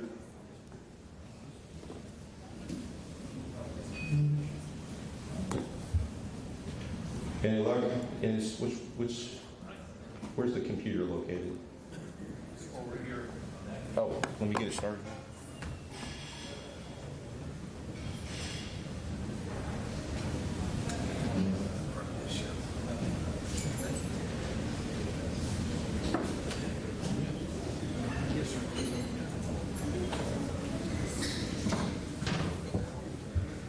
All right, we're in business. All right, well, like usual, I'm gonna, my goal at these kind of things, especially for landmen, is to try not to skim too much, pick a few important cases that are genuinely going to affect the practice of land management and the practice of land professionals. I want to try to focus on some recent cases that will affect your decision making on the job, how you're going to be drafting instruments, how you're going to be conducting business. I want to drill down really on about 6 relevant cases that are rather than skimming a bunch. And my goal is to boil down those cases to the most essential facts, right? A lot of times you get into one of these things and you hear about 10 minutes of fact and about 15 seconds of actual law. So I'll do my best to make sure we highlight the relevant points of law that are coming out of these things. I try to focus on clean legal questions, right? I don't want to look at too many jury findings or anything about ambiguous instruments that don't really give you a very solid ground to work on when making decisions. Of course, I want to try to avoid the lawyer issues, right? There's probably not a ton of interest in this room about proper pleadings, procedures, attorney's fee recovery, things of that nature. So we're gonna try to look at nuts and bolts oil and gas law, especially that which affects land professionals. First one I want to talk about is it's a weird one. This is a Supreme Court case that came down this last year. Has to do with an anti-washout provision. If you're not familiar with that, it's something you put in an overriding royalty interest assignment or something similar that prevents your operator from releasing its lease, taking another one, and thereby basically taking control of your net revenue interest. So the facts in this case are that we've got an assignment of override in an original lease that contained that anti-washout clause that said that the override would apply to any extension, renewal, or new lease or leases without any particular time limitation. The lessee, and these are very typical washout facts. The lessee got in a scuffle with the landowner about a lease termination. They ended up releasing that lease and replacing it. And as you would expect, the override owner says, "Hey, I've got this anti-washout clause. You can't, I've got an override in your new lease as a matter of contract." The lessee nevertheless stopped paying the override, saying that it had terminated. The override didn't apply to the new lease because, and this is a novel argument that we really haven't heard before in Texas. They argued that the anti-washout clause violates the rule against perpetuities. Override owners sued, and that was the basis for this dispute. So let's, just as a little refresher, the rule against perpetuities. You know what? I'm not going to even read it. It's a lot to get into at this stage. But the point is, it creates a requirement that an interest in land has to vest in a person or an entity within 21 years of the lives in being, meaning 21 years after the people alive at the time the transaction was made die. And if it's possible for the interest that's created to vest after that time, then the instrument is in violation of the rule against perpetuities. So that's the first question: does it violate RAP? In other words, is there some is it void? At least that's the question we think we're asking. The second question is, can the anti-washout clause be saved under what's called the Cypre Reformation Statute in Texas? And this is also going to be new territory for a lot of oil and gas folks. Previous to now, we didn't think that it would apply at all. So Supreme Court kind of threw everyone for a loop and answered yes, the interest does violate RAP because it's a contingent interest that's only takes effect on the expiration of existing lease. Similar to if you think of a top lease, why do you need a top lease in the leases you take over an existing lease? It's because you need some kind of interest in real property to vest at the time that it's given. It can't just be a regular lease that's may never come into effect because it's contingent on expiration of the bottom lease. So for that reason, it violates the rule against perpetuities. Not only might that bottom lease never terminate, a new lease might never be taken that anti-washout clause might attach to, and the existing lessee or its successor might never come to own it. So we've got a series of three contingencies that may never occur within 21 years plus lives in being, may not occur at all. So the court said, yeah, we've got a RAP violation here. The court went on to say, however, we can reform this interest under the Cypre Reformation Statute in Texas. That statute essentially says that if you have an interest in real property that violates the rule against perpetuities, the court is instructed to reform that interest, look at it, and figure out a way to reform it to come as close to the grantor's intent as possible without violating RAP. At least that's the theory. Previous to now, the general wisdom was that the Cypre Reformation was only for charitable instruments or I think wills, trusts, testamentary gifts in general. But the court took a close look at the statute and says that's not really what it says. It's not limited to those charitable instruments. We think it can apply just as easily to commercial instruments. Further, it only applies to inter vivos instruments, meaning it literally means between the living people. The court also looked at that and said, well, this is it's executed by corporate people or corporate entities rather than people. We treat corporations like persons under other statutes. We think this is fine too. The court's mainly looking at a provision in the statute that instructs the court to apply the statute liberally, so they took that to heart and they did a little stretching. But it's really a really big ground shift in terms of how we're going to be thinking about RAP violations in the oil and gas world. So the moral of the story is you need to be adding RAP savings clauses to your anti-washout provisions if they weren't already long and complicated enough. And that will essentially say something like, if this doesn't take effect within 21 years from the date hereof, then it's void, or you can go further and add lives and beings. If you need any questions like that, feel free to give me a call and we can talk about options for that thing. Point is, it needs to somehow be tied to a date certain. The fact that it's tied to, if it says, no more than 1 year from the end of the existing lease, that's not going to do it, because again, the existing lease may never terminate. So that was part of the RAP violation. So every anti-washout clause that's in circulation right now is in a little bit of trouble, at least to the extent that they apply to new leases. It's very ironic because we've been hearing for 60 years from the Supreme Court the extensions and renewals, that when the operator just takes a new lease, that's not an extension or renewal. You need to say new leases in your anti-washout clause. Well, come to find out, someone actually did that and tried to enforce it, and it's unenforceable for a reason that no one anticipated at all. So it's a really interesting case, something I think everyone ought to pay a little bit of attention to, and especially if you are in the business of buying and selling overrides. That's something you're going to want to take a look at. Really, any kind of non-operating interest can be washed out. So not just overrides, non-op interests, security interests, back-end options, things of that nature. Anything that's outside of just the plain old operating working interest.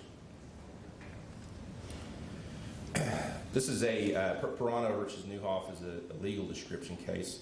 And I think this will seem familiar to most of you. I bet most of us have seen something like this in one instrument or another.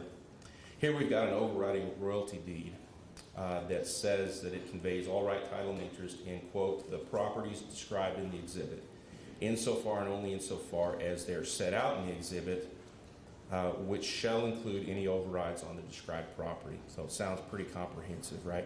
Except for the insofar and only insofar as they're set out. Well, let's take a look at what's actually on Exhibit A, and I copied and pasted it on here just to give you a very clear idea of what the parties are looking at. So we've got, let's see, is this yeah, there we go. So here we've got three different points of legal description to talk about, right? We've got a well identified right here. We've got a classic legal description of a quarter section. We've also got an oil and gas lease. And, you see this a lot. It's folks trying to be very diligent and list as much information as possible on their exhibit to make sure they don't miss anything. But then the question arises, well, we've got this insofar and only insofar language. Well, what are we limited to? Are we limited to the northwest quarter? Are we limited to the well? Or is this the entire conveyance of the entire lease? Since we don't have any limiting language in this legal description that says that it's supposed to be limited to either of those things. So the question comes up, is this a wellbore conveyance? Is this only the quarter section, or does it convey the entire 640-acre lease? Again, a fairly common problem where we've got, it's just not clear what the limitation language was intended to refer to, if anything. Court said this conveys the entire lease. The exhibit by itself, they said, would have been ambiguous if not for some language in the deed itself that would clarify. But those references to the well and to the quarter section are descriptive, or they amplify the description. There's no limitation language that's applicable to them. So the court had a hard time saying we think it's going to be limited to one of those things. The deed, a few other points in that the court referred to show that intent wasn't to limit it. They said that when the deed conveyed the contracts applicable to the interests, it said contracts affecting the leases, not the wells or not the portions of the leases hereby conveyed. It also contained a proportionate reduction clause that showed an intent to convey the entire property, and if we didn't own the entire property, of course, it'd be reduced accordingly.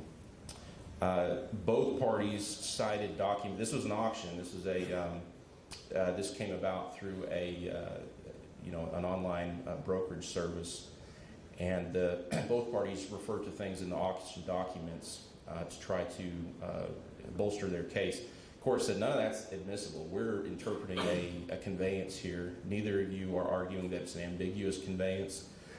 So when we're doing that, we don't look at extrinsic evidence that are going to potentially contradict the terms of this unambiguous instrument. And plus, all the documents disclaim any accuracy of legal descriptions.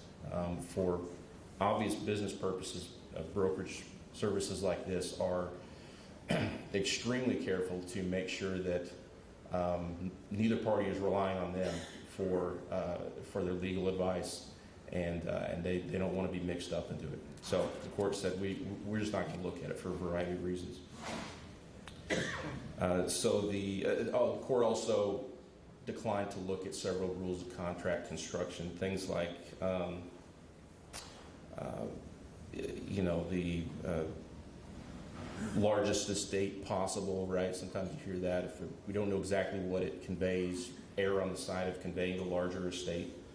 No implied reservations. You have to be clear about what you're going to reserve, and you're supposed to construe against the drafter. Well,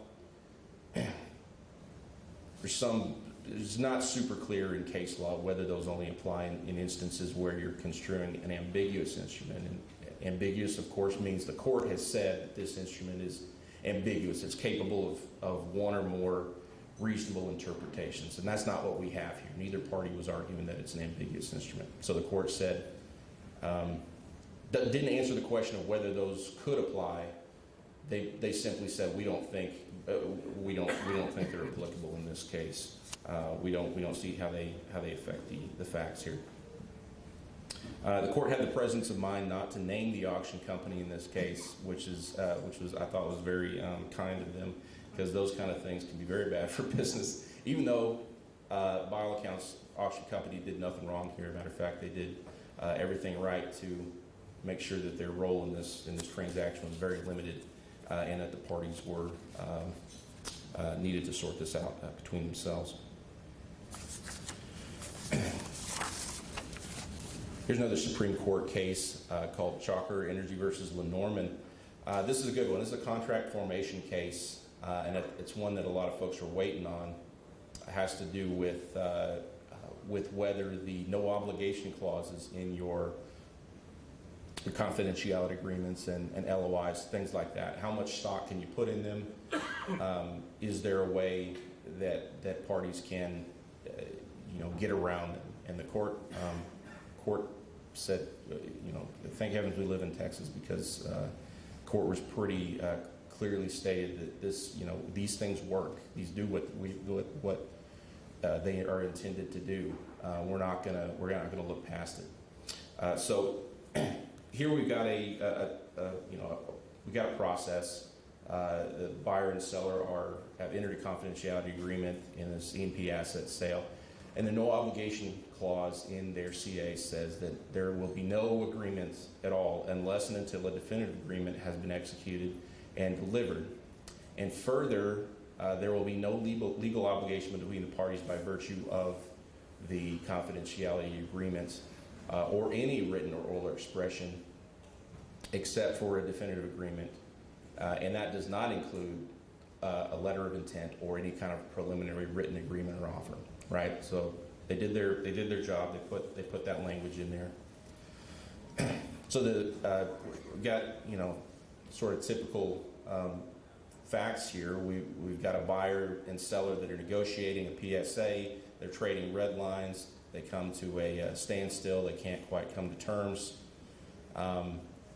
Seller says, "Hey, look, here's our final," or buyer says, "Here's our final offer. Here's what we're willing to do." This is all through email, by the way. They exchanged emails. Seller says, "Okay, that's fine." And in the email, also says that those terms are subject to execution of a definitive agreement or PSA. So of course, that deal doesn't happen. Seller goes with a different bidder who came back with a better price. The erstwhile buyer sues the seller for breach of contract, saying that email exchange constituted a binding contract for you to sell us these properties. And that was the question in this case, was did it form a binding contract? Of course, said no. That's at every turn, the parties agreed that execution of a definitive agreement was a condition precedent to a contract formation. The email exchange was a preliminary writing, which the confidentiality agreement specifically disclaims that no preliminary writings are going to be considered a binding contract. That's not a definitive agreement. Both parties exchanged emails, and even those were conditioned on acceptance and execution of a purchase and sale agreement, which the parties were already negotiating at the time. So it's very clear that everyone anticipated a PSA would be signed and nothing would be finalized until that happened. Further, the buyer's proposal contains several other terms that had to be further negotiated, like there was an escrow agreement that needed to be sorted out. There was a non-compete covenant that we didn't have, the halo figured out around the non-compete. JOA needed to be negotiated. Apparently, they were reserving some kind of interest to participate in. So we've clearly got terms that haven't been fully negotiated. Therefore, that's an indication that we don't have a binding contract as a whole. Sellers didn't waive that requirement that for a definitive agreement by negotiating outside the formal bidding procedures, right? You take the formal bidding procedures, and then it sort of gets, you find the bidders you're interested in, you start exchanging emails, it sort of goes outside the process into individual negotiation. The court said we're still negotiating. Just because we've sort of stepped outside of the formal process, we're still negotiating the same thing, and that confidentiality agreement remains in effect for a year, regardless of whether the sale takes place. So that doesn't make a difference. So the bottom line is those no obligation clauses in your CAs and your LOIs, they are doing their job. So don't neglect them. Make sure you put them in there at every turn, every communication you have, because you don't want to be in this situation where someone's coming along saying, "Well, we think we have a contract anyway," because of what you said in this email. So again, Texas is pretty reliable in enforcing commercial agreements or lack thereof on their terms. Conoco versus Ramirez is another Supreme Court case. I think I talked about this a couple of years ago, and the result was the opposite. I talked about it, the decision at the Court of Appeals, and this last year the court reversed that decision. There are a lot of the facts are a little bit hard to follow unless you read through them a couple of times. So what I'm going to do is skip this a little bit, because the bottom line question was, does this conveyance, we've got a conveyance that says that describes property as the Ranch Las Piedras, or the Las Piedras Ranch, with nothing else. When that property was, it's actually in a will. When that will describes the Las Piedras Ranch, does that include the mineral estate, or is that part of, or is it just strictly surface? And the reason this question came up is because of the history of the property, right? So we've got a brother and sister who jointly devised all of their surface estate in the Las Piedras pasture, and they, when they acquired it, they eventually partitioned it. The sister got 100% of the surface in the Los Piedras Ranch, but they still owned the minerals jointly. So we see that, pretty often. You want to treat the minerals different than you treat the surface in terms of ownership. So that description seems to refer to only the surface, right? Later on, the sister devised the Los Piedras Ranch to her son as a life estate, with the remainder to the son's children, and then the residuary estate goes to her three children equally, including the son. Son executed an oil and gas lease without joinder of his children, which, if this is a life estate, if the son owned a life estate in the property, that would be a no-no, because when the son dies, if you don't have consent of the remaindermen, the lease effectively terminates. Son died. The children sued the lessee for waste, which is the cause of action that you would bring for this kind of situation, claiming that the sister's mineral estate was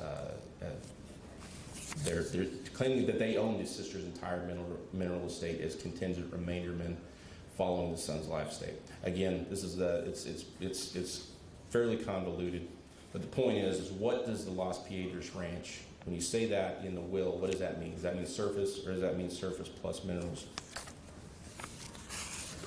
Court says that's a surface only conveyance, which is not what the Court of Appeals said, right? They reversed the Court of Appeals. Court of Appeals said conveyance of land normally includes all the grantor's mineral and royalty unless it's specifically reserved. Well, it wasn't specifically reserved here. Nevertheless, the court said, well, look, we think that the capitalization of Los Piedras Ranch and the quotation marks around it, that shows that the grantor, or the testator, intended to give that term a specific meaning, had a specific meaning to the family. It wasn't just the ranch, right?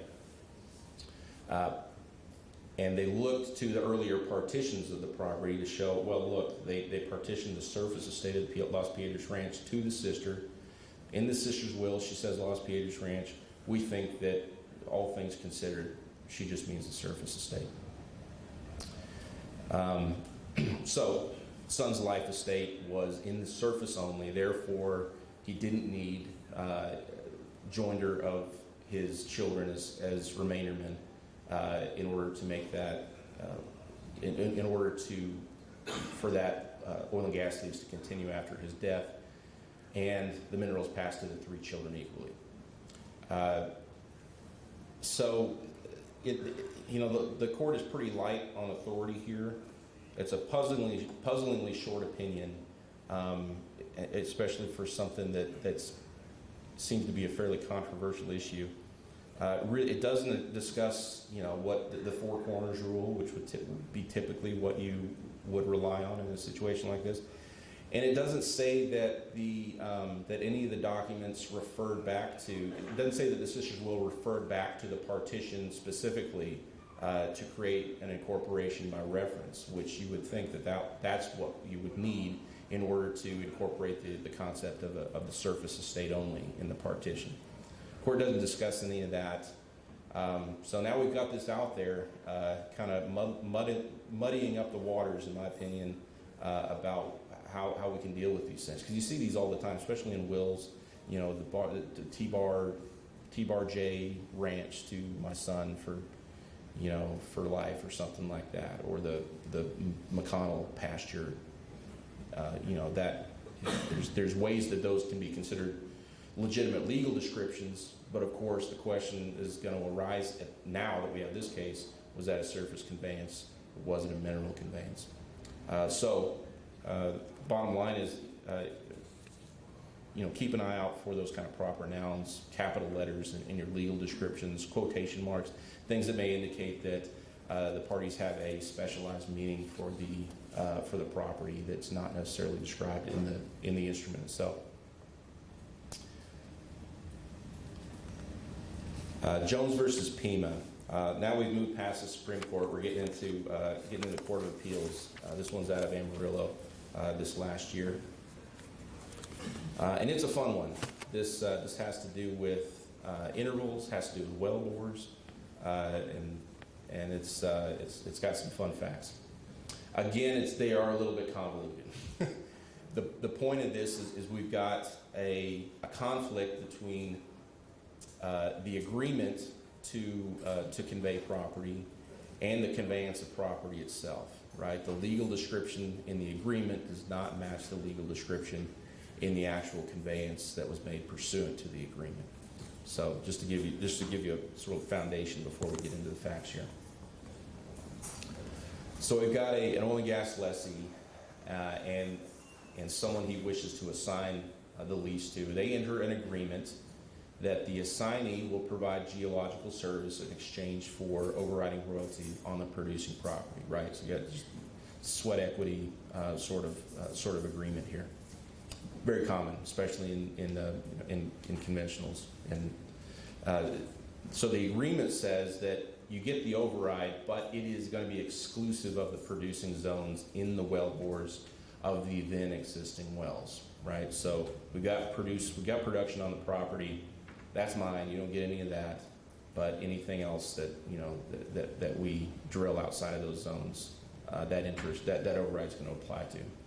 Well, the assignment said something a little different than that. It said the override covers the entire tract and shall extend to existing wells, save and except the intervals of the formation open to production in and only in the wellbore of existing wells. It also said that the assignment is subject to the agreement. You see that a lot in these kind of conveyances made pursuant to a prior agreement. So the question here is, does the agreement control or does the assignment control? And again, the agreement says that the entire then producing interval in the entire property is excluded, not just production from those well bores from that property. It's excluding any production from the entire property from that interval. Whereas the assignment says the override includes existing wells except production from the then producing intervals. In other words, new wells drilled on the property, you get production from that even if they're completed in formations that are currently producing in existing wells. So of course, a new well is drilled in the same formation as the other wells, and this question comes up: does the override get production from those wells? Court said the agreement controls, and of course the agreement says that you get production in the interval from the existing wells, right? Override will exclude producing intervals in the new wells, not just in the existing wells. They referred to the subject to clause in the assignment, said that language fully subordinates the assignment to the agreement, right? Despite what the assignment says in the public records, we now have to go back and look at the agreement to determine what was actually conveyed. Grammatically, of course, it says that the producing zones is the object of exclusion, right? You take a look back here at the agreement.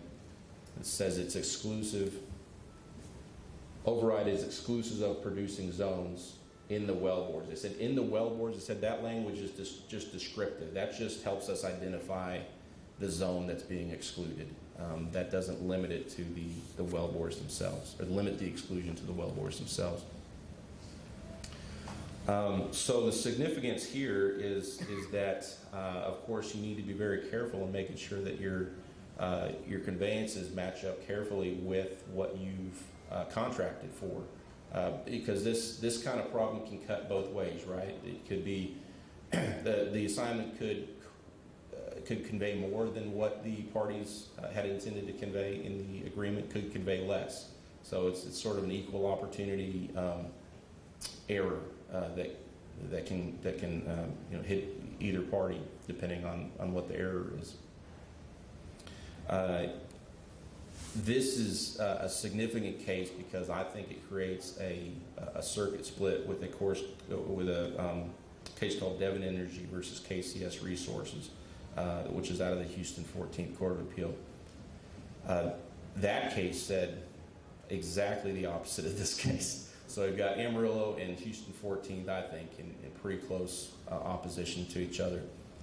The Devon versus KCS case said that the subject to language, it doesn't fully subordinate the assignment to the agreement, because we got something in all states, something called the merger doctrine, right? If you've got a contract for a sale of land and you agree to one thing, then the parties all enter an assignment that says something different. Well, the court's going to look at that assignment because that's the last thing that the parties signed.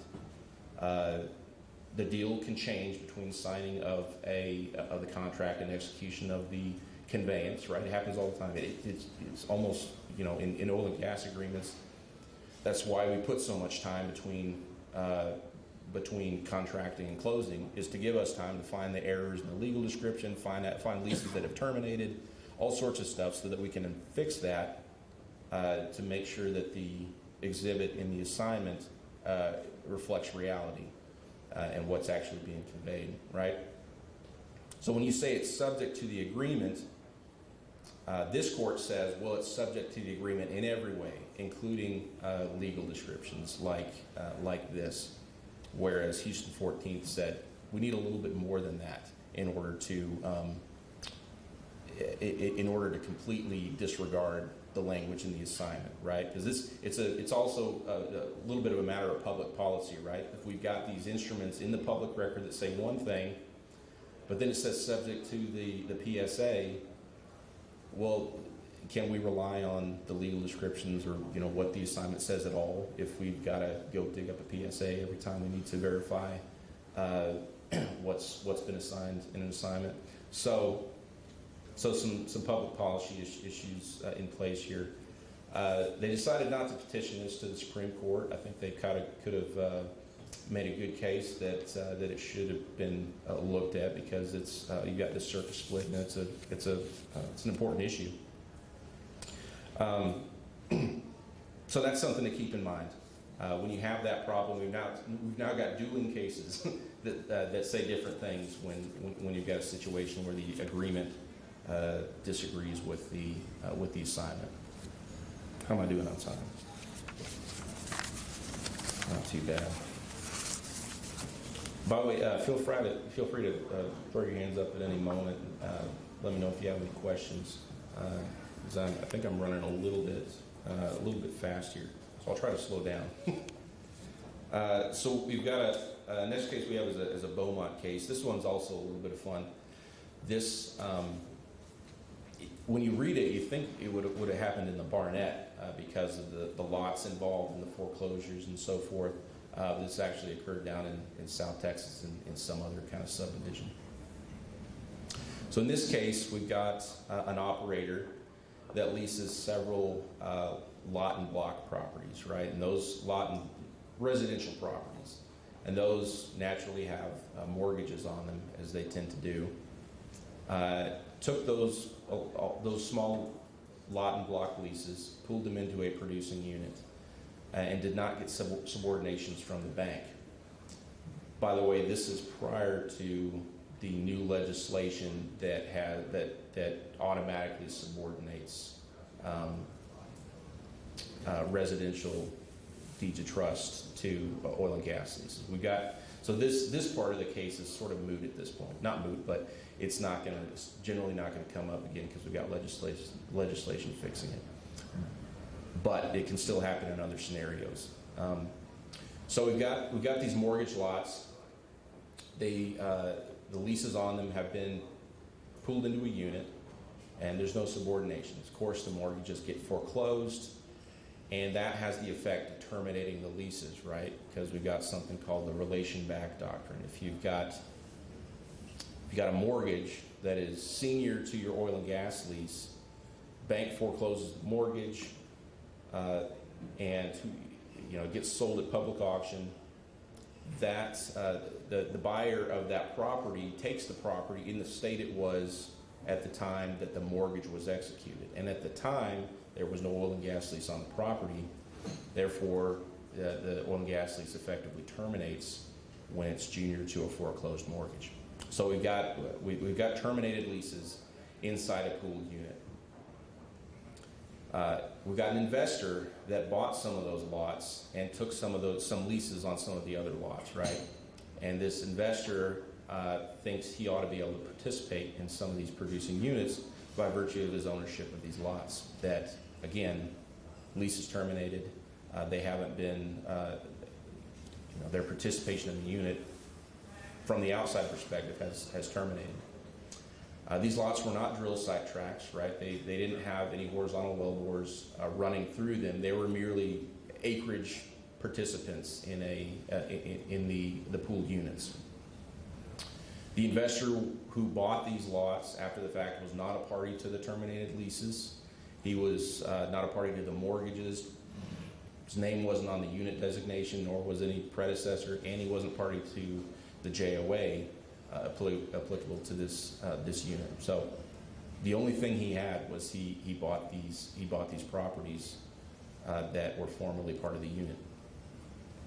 Investor says, well, these lots continue to participate in the pooled unit, and you owe me, therefore, revenue from the unit, because under a case called Wagner and Brown versus Shepherd, these terminated leases, the leases authorize pooling of the lands themselves, right? Not just the leases.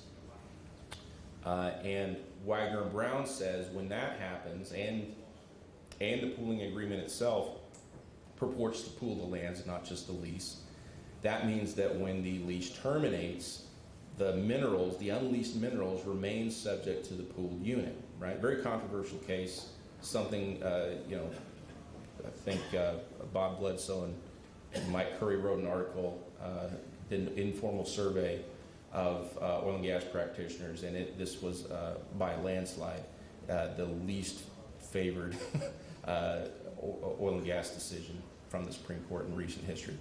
Anywho, that's what this guy cites to say that the terminated leases authorize pooling of the lands, not just the leases. Therefore, his properties remain subject to the pooled units, and he's now owed revenue from the operator. So that's the question is, did these lots continue to participate in the pooled units after termination of those leases due to a foreclosure of a prior mortgage? So hopefully that all makes sense. That's a lot of stuff to take in 5 minutes.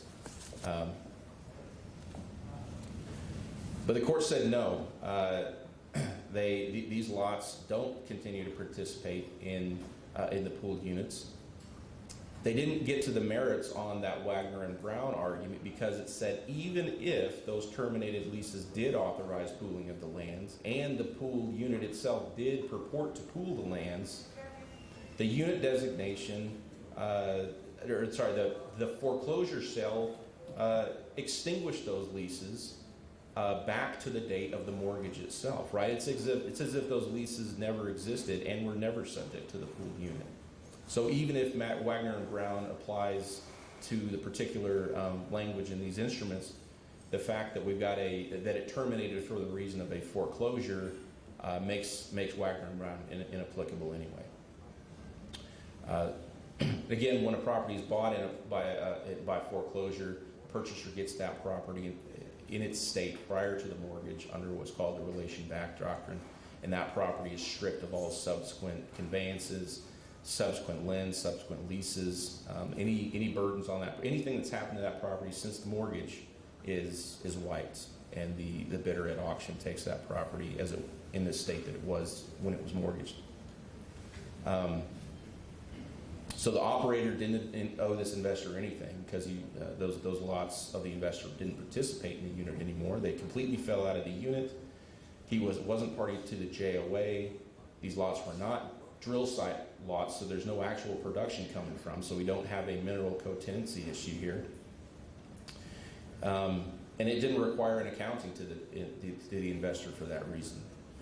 And the investor could not somehow unilaterally revive those terminated leases or ratify them or something of that nature in order to participate in the operator's production without the operator's consent, right? It's the operator's unit. He can decide what comes in and what comes out. So the bottom line is and by the way, this says nothing about the regulatory effects of leases terminating and falling out of the unit, right? If you've got a certain, if the Railroad Commission says that you have to have a certain number of acres to drill and produce a certain well, and you've put together a drilling unit that complies with that requirement, well, you might have a regulatory problem if some of your leases terminate and put you below that threshold number. You may be illegally producing. That's not the issue in this case, but it is something to keep in mind. So here, the operator has no duty to this non-drill site owner. That's, even though it's within the unit boundaries, there's no contractual or implied reason for him to continue to be participating in that unit. There's just no paper trail there. There's no contractual relationship. And again, like I said, mortgages are now automatically subordinated under this section of the Texas Property Code. So this scenario might not come up again exactly, but there's plenty of other situations where a lease can terminate despite it being pooled into a unit, right? Maybe you've exceeded your pooling authority. In Wagner and Brown, there was a special provision in the lease that said if you fail to make royalty payments for such a particular length of time, then the lease terminates. It's an unusual kind of draconian provision, but that's what led to Wagner and Brown. So good to keep all of this stuff in mind. It's kind of a shame we didn't get a ruling on the Wagner and Brown issue because there's only been really one case subsequent to that that's tried to apply it, and they said that it doesn't. There, at least one court has tried to chew back that Wagner and Brown decision. So I was hoping we'd get a ruling on that, but no luck. Here's a fun one. This one was actually a 2019 case that was only recently denied review by the Supreme Court. But we didn't have a case law update last year, and so I figured it's fair game to bring it up this year, especially since petition was just denied. So in this case, we've got a very typical scenario. Anadarko owns a majority working interest under a single lease in a tract, and Cimarex is 5/6, owns 5/6 of the working interest under one lease. Cimarex owns the remaining 1/6 working interest under a separate lease. Very typical non-op situation. There's no joint operating agreement in place.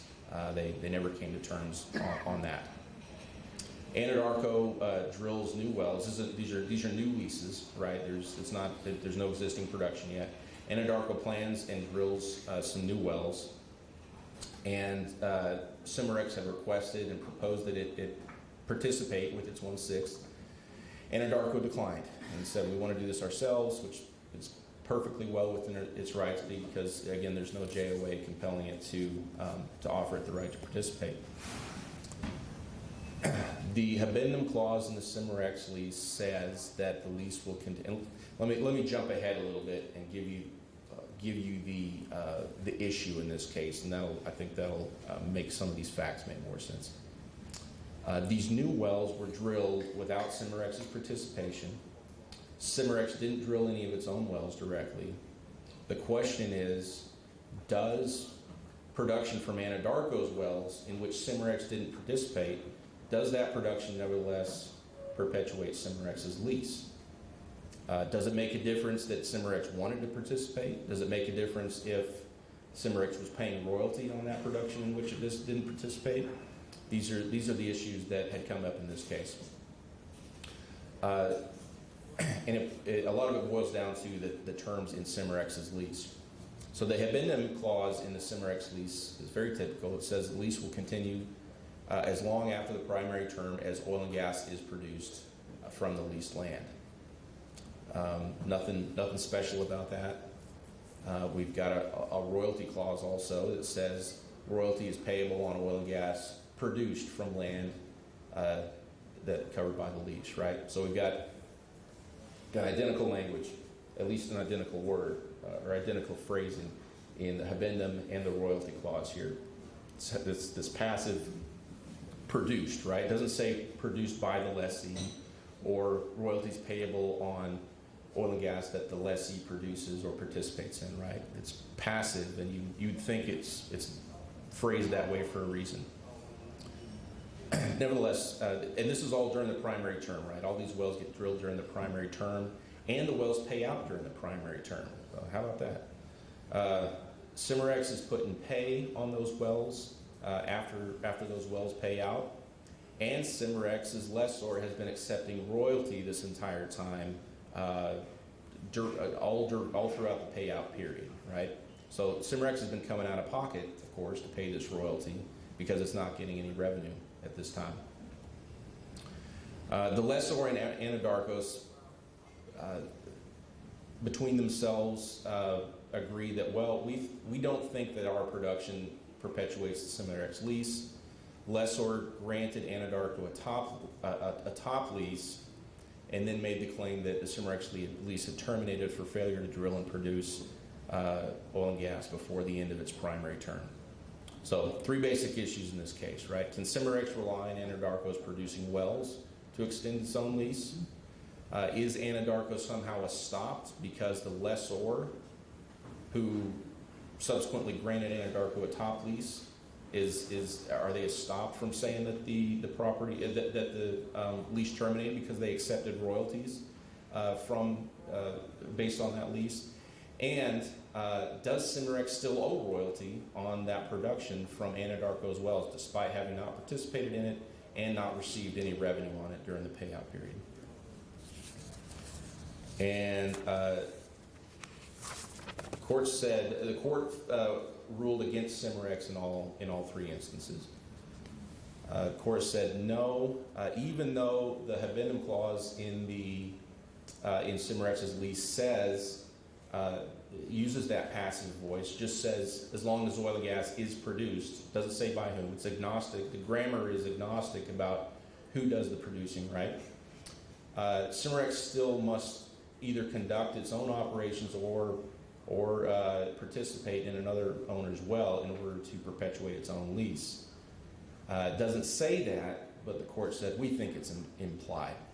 The court relied on some other clauses in the lease that used active language to require the lessee to take direct action.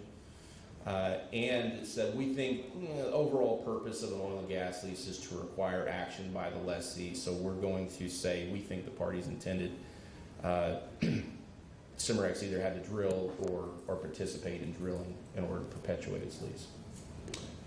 So, it's going to rub some people the wrong way, especially given the nature of the Chalker case, for example, where Texas Supreme Court tends to construe things as written.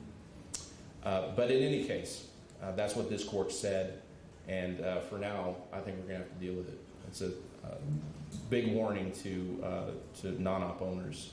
If you're in the business of acquiring and participating in wells, you're probably in this situation right now where you've been denied the right to, or you've been denied the opportunity to participate in new wells on that would otherwise have perpetuated your lease.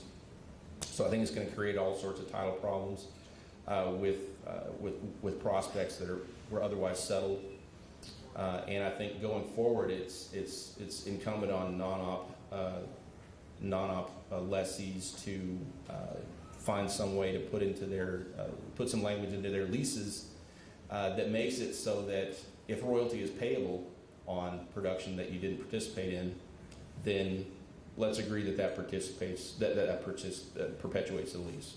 Or the reverse, if royalty is not payable during the payout period in wells in which he didn't participate, it doesn't perpetuate the lease, right? So those seem like that's one of the sort of inequities I'd like to point out about this case is royalty was still payable on that production in which Cimarex didn't participate and didn't receive any revenue from during the primary term. Court said, no, we think, the habendum and the royalty clause are not tied together in any particular way. The parties are perfectly free to make different conditions and terms for each of those clauses.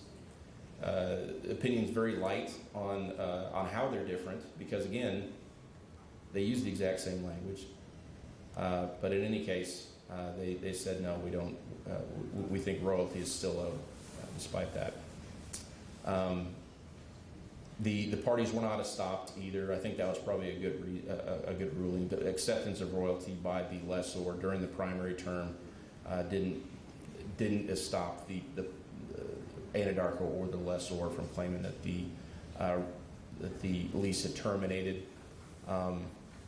I think that's probably generally an okay ruling and something to take note of. So again, this is not great news for non-op owners who, you know, we had the what was it, the Devon case a couple of years ago that said that you know, the operator has no obligation to pay a royalty on behalf of a non-participating non-ops. Has no obligation to pay their royalty. So this is kind of another thumb in the eye for folks that make their living in taking non-op positions and producing properties. Here's something else to note about this case. These wells have fully paid out before the end of Cimarex's primary term, right?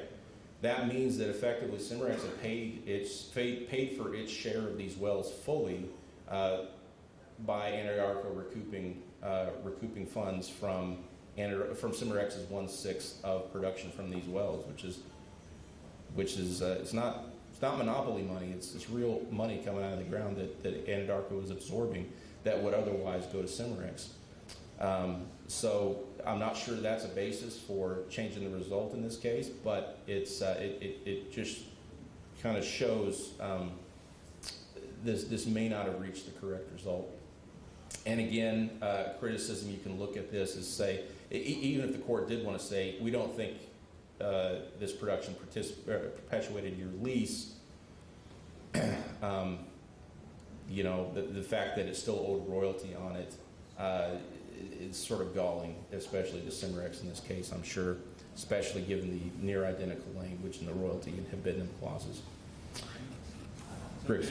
If the lease expired, then the lessors are now not working to participate in the well, or the lease have 100% of their interest. Right, they would have. They elected to top lease to Anadarko though, so it's kind of like we talked about Yowl earlier as an override washout. This is very similar to that. Anadarko took a top lease and essentially washed out Cimarex by all they had to do really was not let them participate, right? So it's just a washout with fewer steps, really. And so it's going to be an interesting one to watch. I think there will probably be other cases that challenge this holding. So we'll see. That's it for me. I finished a little. Well, I say that I got ahead of myself. Here's a little bit of a few other cases I wanted to bring your attention to, and if any of these stand out to you, feel free to talk to me afterward, and we can talk about them a little bit more.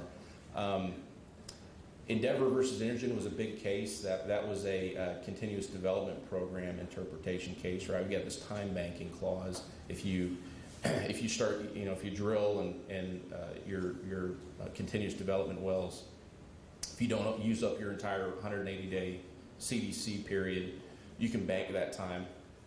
There was ambiguity about how that time was banked and whether it was banked moving forward every time, and you could keep it, or whether it was only the bank time could only apply to the next cycle, or whether it could be rolled over continuously.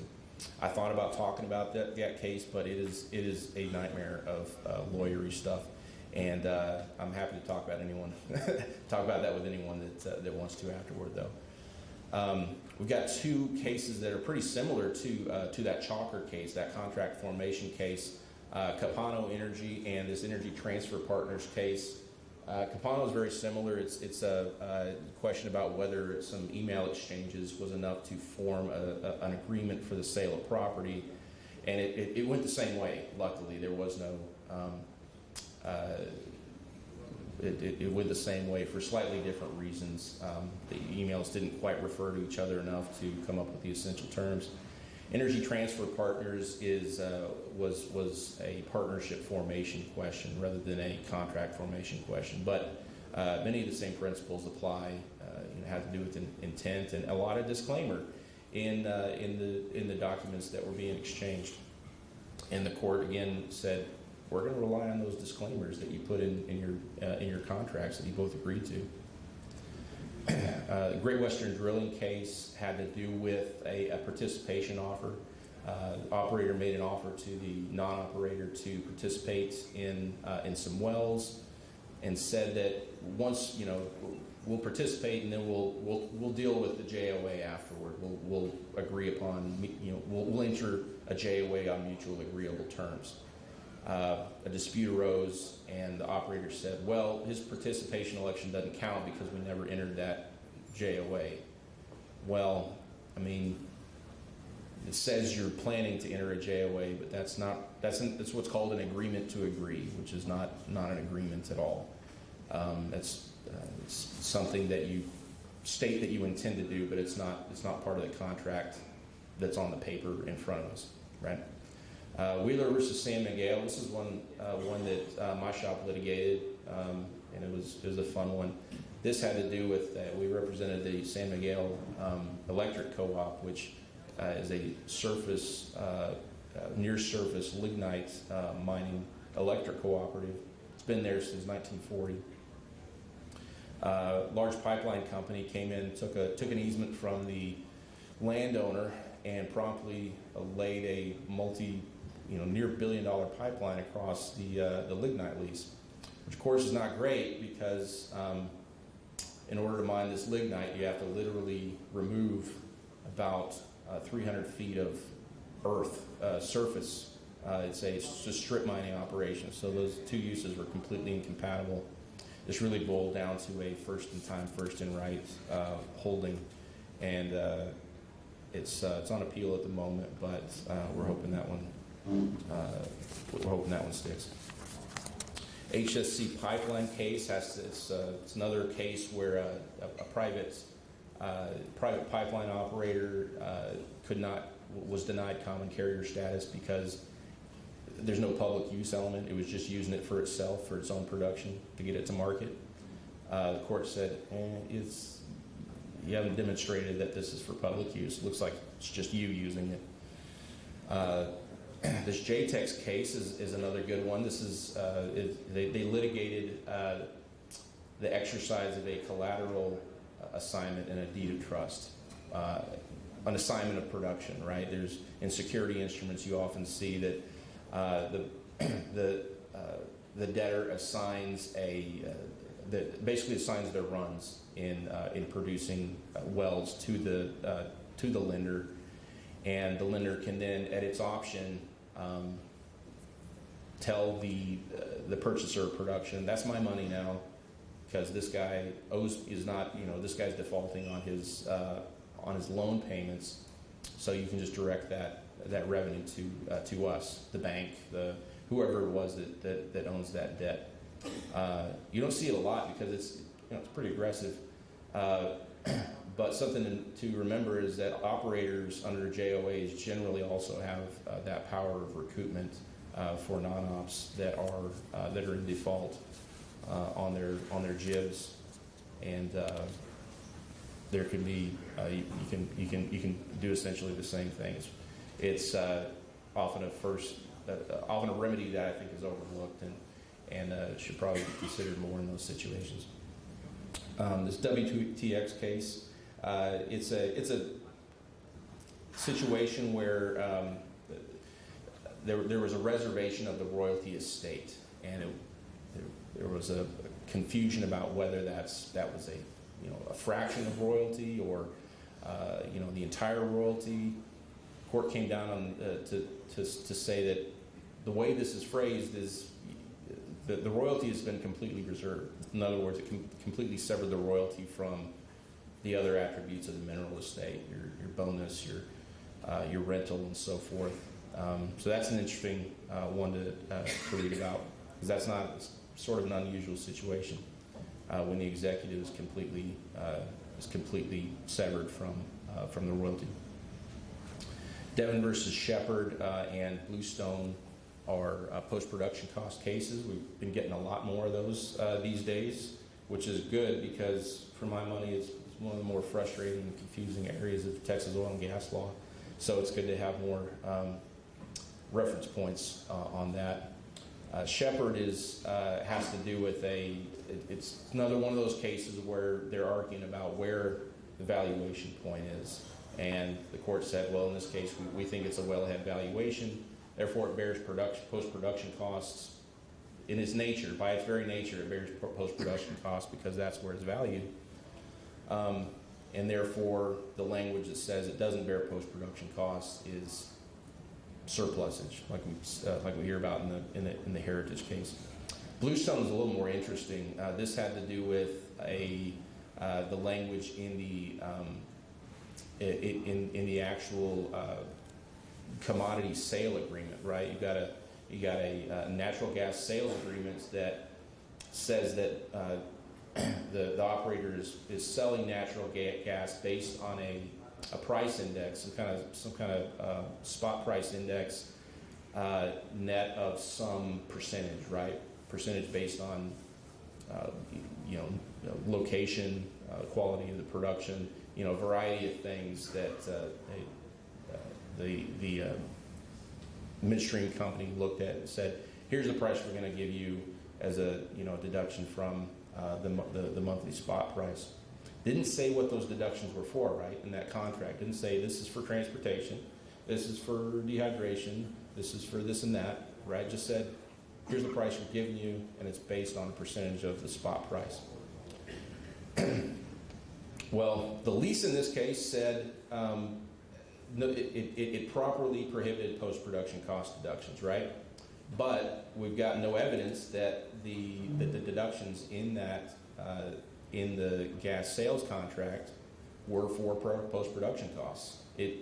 On its face, it merely looked like a way to set a price for the gas. So, word to producers and midstream companies is best to stay silent on why those discounts from the index price are there or what they're for, because of course hands are tied when it's not specific about those issues. So that's really all I got. I think I managed to use up all that time. A couple minutes left. Any questions? Outstanding. All right, thanks y'all.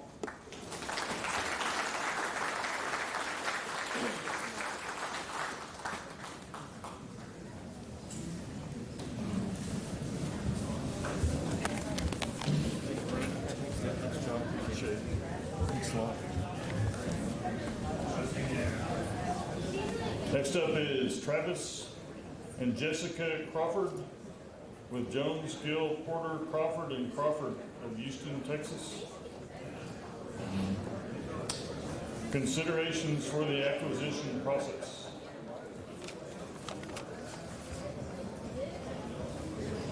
How are y'all? Good, how are you? All right, good. Good, man. Yeah, I did. We're good. It's all right.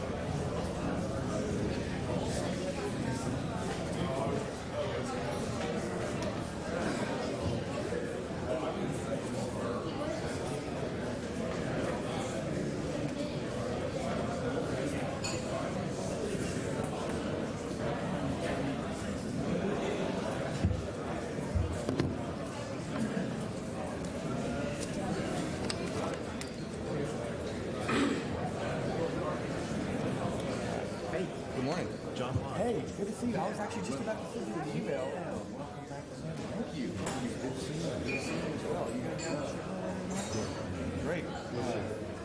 Perfect. Yeah, I was just out there. I need to see you. Coming up. You bet. Good to see you. Thanks for this one. Take me after. Yeah.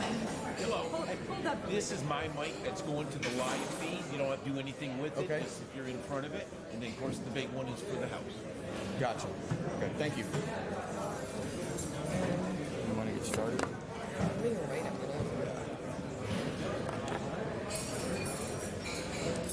This is the thing.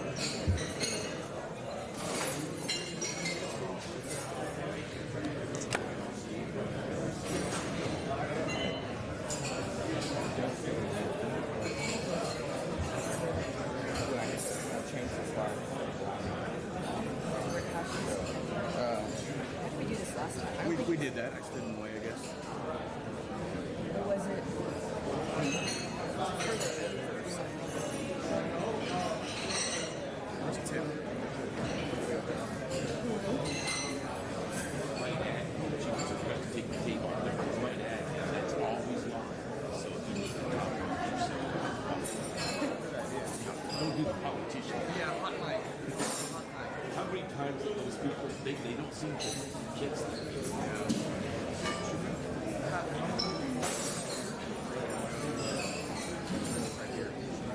Oh, I think you're up. Okay. Yeah, I think so.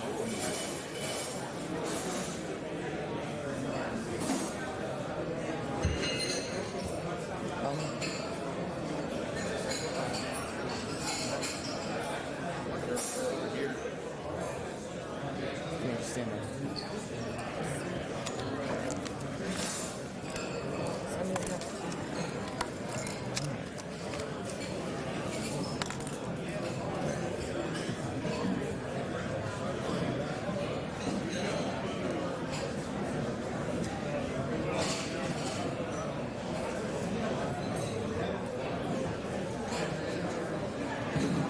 I'll step back.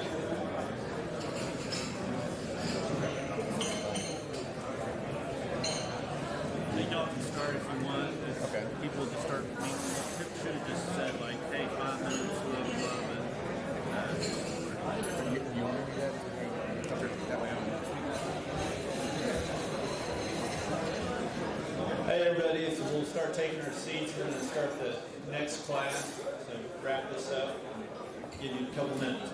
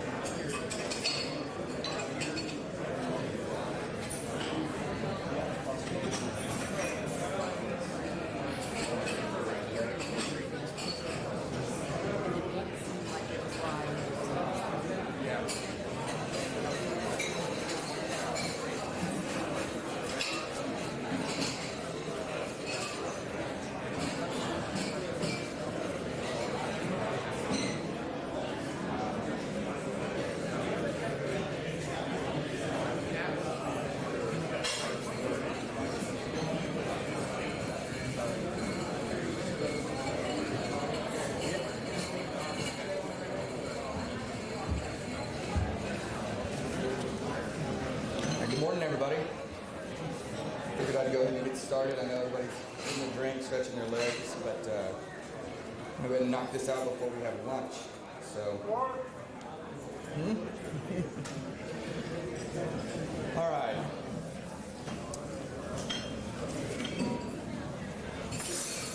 The idea for this presentation kind of came to me a while back. I was in the middle of dealing with several different transactions at the same time. We had one acquisition, which was a pretty standard due diligence title review, some straightforward mineral acquisition.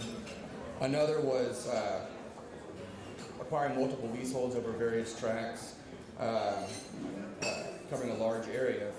Those were pretty straightforward, normal, nothing to write home about. The third one was really where it got messy. I wrote briefly about it in a short article, kind of as a placeholder, knowing that I'd want to come back to it later. In that case, our client was the buyer, and he completed. Sorry? Oh. That client was the buyer, and he completed 2 out of 3 closings for this transaction. The first 2 went pretty well. Everything tracked with what the seller represented they had. There were no surprises. The third tranche was a disaster. There was tons of undisclosed issues. The title was dirty, the files were a mess, and we had very little time to get through everything before closing on that transaction. When it got down to it, there was really no way to conduct a thorough due diligence investigation into these assets. And the buyer wanted a way out. He wasn't comfortable paying for them without being able to take a look, and knowing that they were so dirty was just not something he was had the appetite for. Eventually, we were able to negotiate a walkaway from both sides, with the idea that we'd revisit it later and come back to that third closing. That was almost 2 years ago, and fortunately, we haven't had to go back to it. Nobody wants to deal with that. After that, I decided to take a look at some things that could have been done to avoid that. Started getting into various articles, case law, CLEs, things like that, and noticing some common threads. So even though each one is different and unique, I mean, it's a land transaction, nothing is the same, there's some similar situations and solutions to those problems that I started identifying and thinking that we could take kind of a 30,000-foot view of those and present some practical advice and approaches that we would do. So.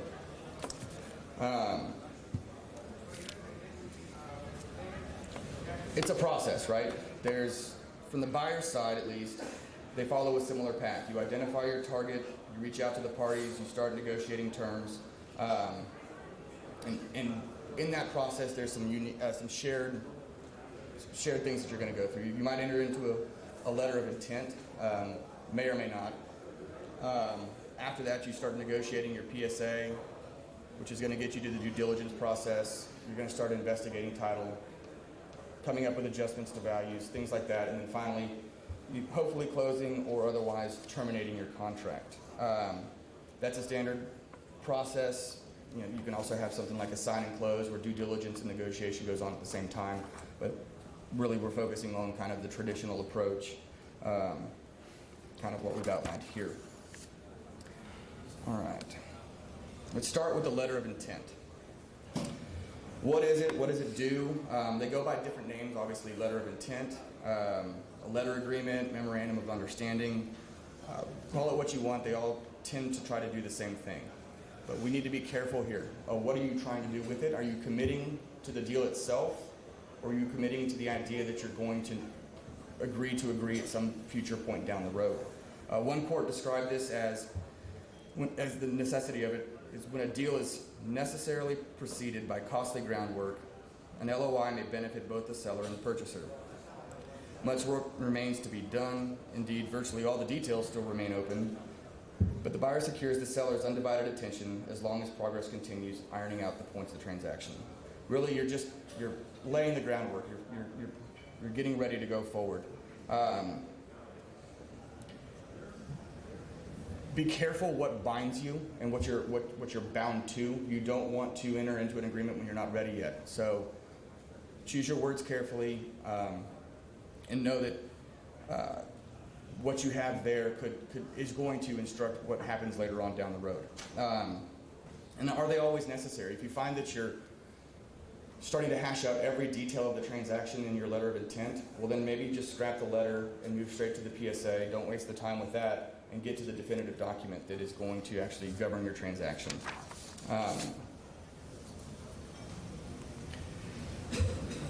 We mentioned that they come in many forms, but each one is unique and individual to that deal, right? However, a common thread runs through all of them. You want to address the purchase price. Typically some kind of per net acre price that can be adjusted up or down based on increase or decrease in working interest, NRIs, things like that. But have that laid out and what you anticipated to change later on down the road.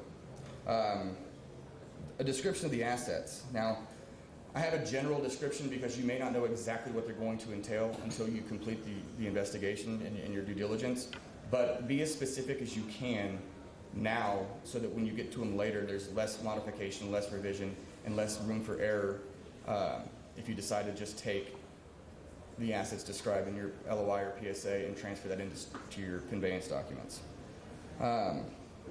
Exclusivity. This is, an agreement not to shop the deal to anybody else while you guys are talking. You want to make sure that you've got their full attention, that they're not entertaining other offers. You can't keep the offers from coming in. If somebody knows that your assets are on the table, they're going to make an offer. But in your letter, you've agreed that up and until this agreement is over, however that may be, we're the only ones talking about these assets. Confidentiality. This is important. You want to make sure that this is binding now and survives any agreement that you have. You're going to be opening up your files, your books, all your sensitive, confidential information, right? You need to protect that from getting out, and you want to make sure that you limit the use of that information to the transaction itself. You will want to avoid a situation where a party to the transaction or other parties engaged to help complete the transaction don't use your information for their benefit, even if this deal doesn't work out. I mean, this is sensitive stuff that you've taken time, money, effort to put together, and it needs to be seen by the parties, but it also needs to be protected, and you want to manage that as best you can. Finally, when does this letter become effective, and when does it end? Does it end at termination of this, or does it merge into the PSA, and it ends with closing? So some things to consider when drafting those together. Also remember that Texas does not have an implied covenant of good faith and fair dealing. So if you want those terms read into your contract, you have to explicitly put them there. Otherwise, the court's not going to give you that. So if you come to a disputing point. So make sure if you want that in there, it's explicitly drafted. Be clear and specific as to what provisions are binding and what are not. Again, we mentioned confidentiality, exclusivity, dispute resolution provisions should be binding and they should survive the document. But things like, don't get yourself into a deal where you're bound to close the transaction prior to having everything on the table. In fact, you might want to reference the execution of a definitive document, the PSA, the mineral acquisition agreement, whatever that may be, as a condition to closing the deal. This is, right now you're hashing out the details. There is no deal until you sign the PSA, and be clear about that, because that's where your actual terms are that you would negotiate and agree to, and that's where you need to leave the finality of it. So in that same vein, watch what you write after you've got yourself into this transaction. It's so easy to send off a quick text or a quick email. I mean, we've all got it on our phones. You see an email pop up, you respond real quick, and you don't maybe give it the attention or the thought and consideration that it deserves, and you end up. There's tons of situations where somebody has said, "Sounds great, looks like we have a deal," or something along those lines in an email, when they didn't have a deal or they didn't intend to have a deal, but now they've made one. So the courts are going to, if there's a dispute, the courts will look at those, look at the intent of the parties, and just be very careful what you bind yourself to. It might even be important to consider adding a disclaimer to your emails as you communicate about this transaction that says nothing in these emails can accept or modify or amend a contract that's already in writing. That has to be done separately, and these emails will not be read to do any of that. There's a pretty good example of what happens when you agree to something that you maybe supposedly didn't agree to, and try to get out of it. Co versus Chesapeake. In the height of the Haynesville boom back in 2008, Chesapeake offered to buy Peak's interests in Harrison County for $15,000 an acre with a 75% delivered NRI. Remember, this is oil at $140 plus a barrel. Natural gas over the year averaged over, or almost $9. The June high, right when this was happening, gas was at over $13.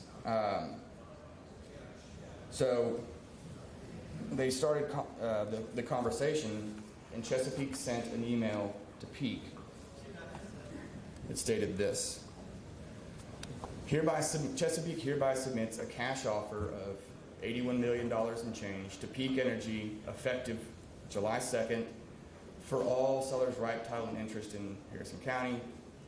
And then it goes on to describe what's included in Exhibit A, some accepted lands and interests. He goes on to say in the email, we have to accept this letter by tomorrow, I think it was, at 5 p.m. Both parties do it, both parties sign, looks like they're moving forward. They get into the due diligence process,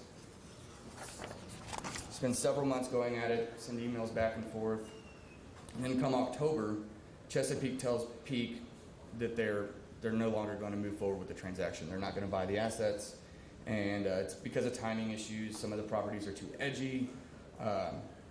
In reality, prices had dropped 50%. Remember, they were at $13 in June and July. By October, they were just over $6. The fair market value of the tracts that they were going to buy went from the offered $15,000 to $3,000 an acre. So there's no way Chesapeake wants to make that deal at this point. It doesn't make sense. So they said no, and Peak said, well, we signed that letter that said you were going to buy it for whatever millions that was, and we're going to hold you to it. Chesapeake argued that it was really just an LOI. It wasn't binding. It was just kind of setting the groundwork, and it didn't satisfy the statute of frauds. It didn't adequately describe the land. Various other arguments to try to get out of this deal. Remember, they had this map attached as Exhibit A that shaded the areas that were subject to the transaction, but it didn't contain. It wasn't extremely specific, but it contained enough information that the court said it provided an adequate nucleus of description to reasonably identify the land from public records.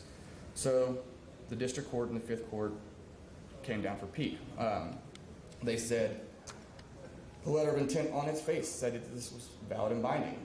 It was entitled an offer to purchase. It required acceptance by a particular time, and both parties, Chesapeake and Peak, testified that they believed the agreement was valid and binding at the time of execution. Now, a little later today, you're going to hear a presentation entitled How to Avoid Being the Star Witness for the Opposition. When you're trying to refute a contract, don't tell them that you think it was valid and binding. It really doesn't help. The court awarded $19,751,000 in damages, being the difference between the market price when they offered and the market price at the time of breach, along with interest and attorney's fees. It was pretty substantial. So be careful what you write, be careful what you bind yourself to, and if you really just want to make an intent, you intend to agree, don't overextend yourself and promise more than you're willing to, than you're bargaining for at that time. So keep your letters brief and concise. Be clear as to what is binding and what it's not, what will survive the agreement, confidentiality, exclusivity. Consider a no obligation clause. You're not obligated to close this deal if and unless you get a actual definitive PSA. Watch your emails. Don't make statements that would bind you to anything. Remember that there's no obligation to negotiate in good faith. If you don't want it, state it. It's a typo. But remember that that's not there, so if you want it, draft it in. And if you can, provide yourself an out without incurring any additional liability before getting to close. So moving on, we'll look at some definitive agreements themselves.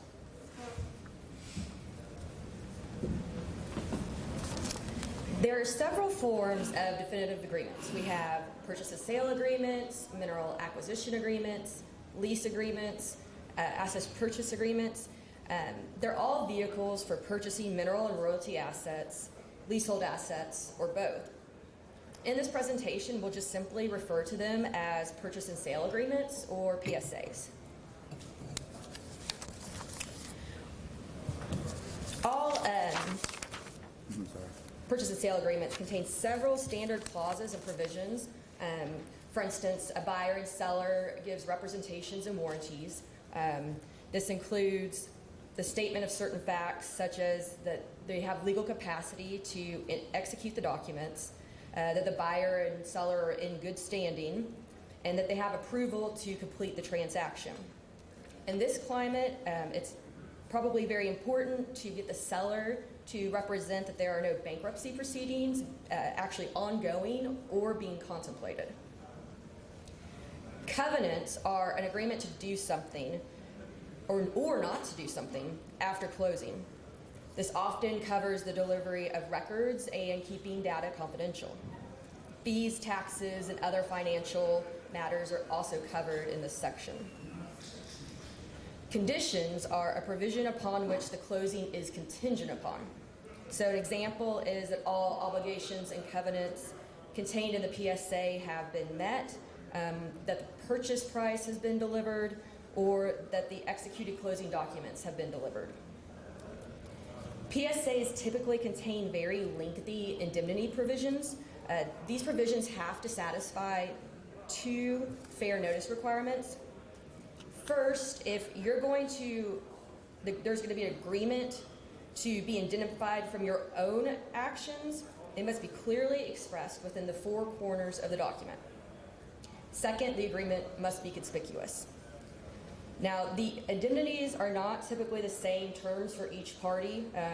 A seller's indemnification of the buyer is often much more limited than what the buyer is giving the seller. Hopefully for the seller, a lot of the liability will die at closing. The buyer, on the other hand, picks up a large amount of liability by acquiring the assets and any issues they may have.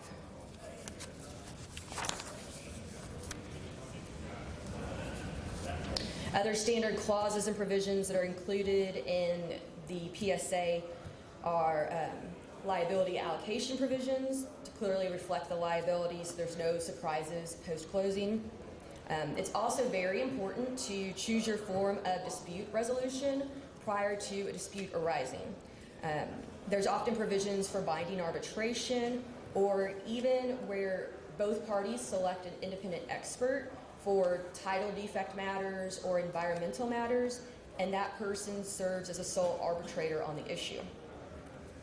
Environmental conditions and the liability that the parties will incur once they purchase the asset is a huge part of the process. We're not going to get into that today because that is just way too much to cover.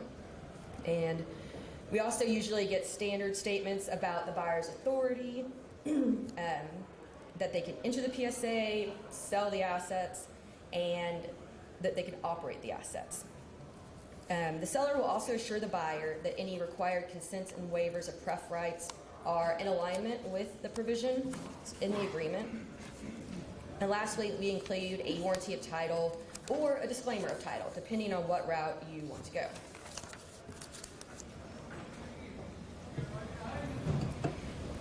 Now, one of the most important portions of the PSA is the description of assets to be conveyed. It's important to properly describe the assets being conveyed as well as those that are going to be excluded from the transaction. Identifying each oil and gas lease, oil and gas fee interest, any wells, well bores is important. Also, we often have language that includes the gathering systems and pipelines for the assets, and all equipment, such as trucks and machinery, any permits and licenses that are required to operate the assets, and right-of-ways as easements as well.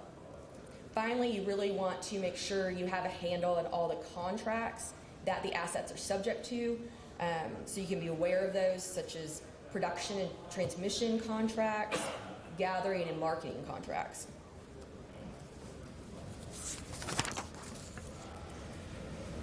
Now, to further complicate the matters, you have to also be very specific about what you're excluding from the transaction.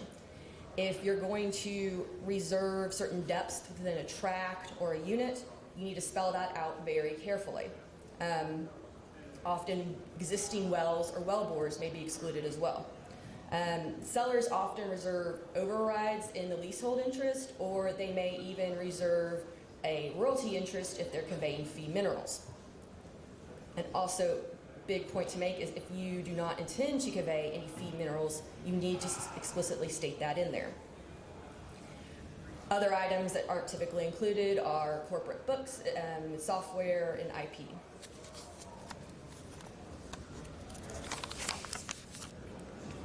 So after you have all of these standard issues, your definitions of the assets that are being conveyed and the definitions of the assets that are being excluded, you get to the more substantial terms of the agreement.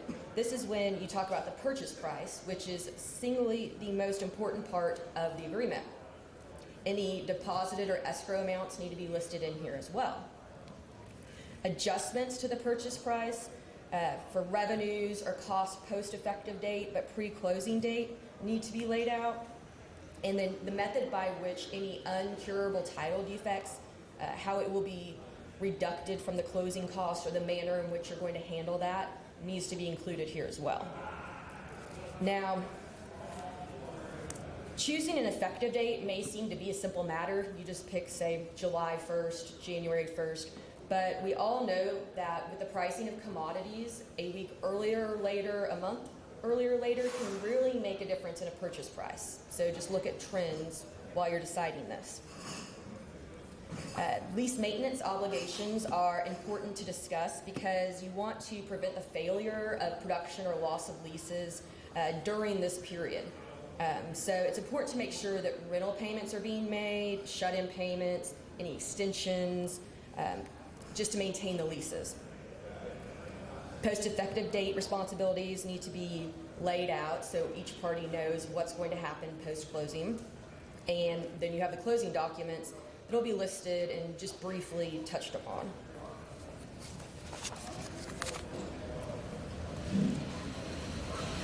With regard to the closing documents, it's important for the parties' agreement in the purchase and sale agreement to match what's being described in the conveyance.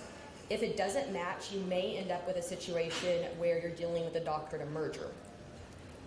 In a Devon Energy versus KCS Resources case, the court stated that the Supreme Court has long recognized that the conveyance provisions in a contract for sale merge into the deed executed in accordance with the contract. A key reason the court has upheld this doctrine of merger is that if the conveyance terms of the deed are subject to the PSA, then the revisions that the parties make to the deeds during the due diligence period would be relevant. Now, this is Texas law, but I've also been able to get a court in Oklahoma to accept it. They don't have law on the matters, and they were happy to say, sure, we'll go with that. Now, as we all know, the due diligence process often yields the change to the description from your PSA to later what you're going to put on the actual conveyance. But the closer you can get in the PSA to what you anticipate being final is better. This will minimize potential issues down the road.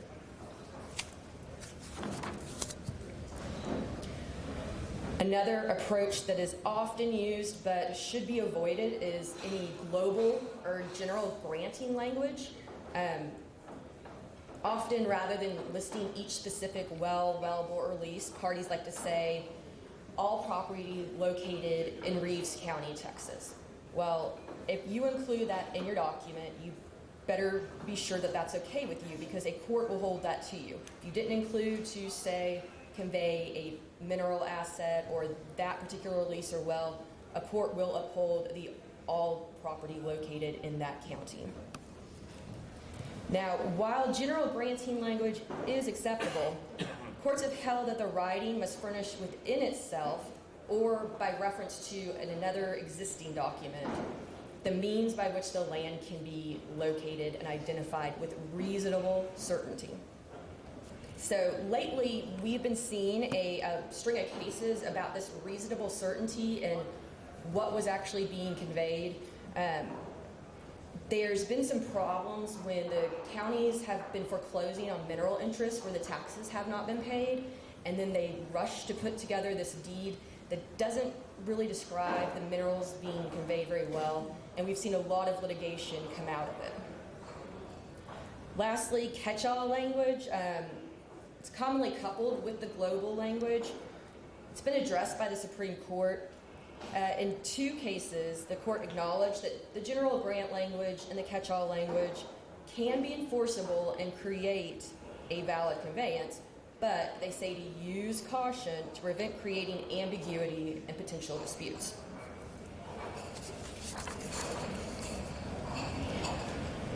Lastly, the where is as is language. Where is as is language is often employed in PSAs and the conveyance. However, if you're putting in there where is as is, it's not going to completely protect you, especially if it wasn't an important part of the transaction. It may be also limited to specific types of claims. A seller may still be liable for contribution under CERCLA or other environmental codes, despite stating where is as is. So why utilize it? Why put it in there? Well, when drafting the PSA, the seller wants to be as close to where is as possible. They always want to minimize the number of defects that can be raised during the due diligence period, and they really want to minimize post-adjustments to the closing cost. And most importantly, they would really like to limit liability post-closing. However, the buyer's main priority is to ensure that the seller has title to what it's claiming it's conveying. A buyer doesn't want to find out down the road that there were defects that couldn't be cured, and now they're stuck with these issues. Because of this, there is a disconnect between the wants of the buyer and seller with this regard.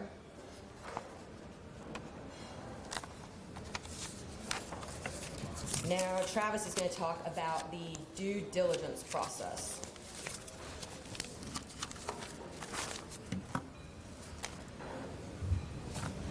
All right, the fun part.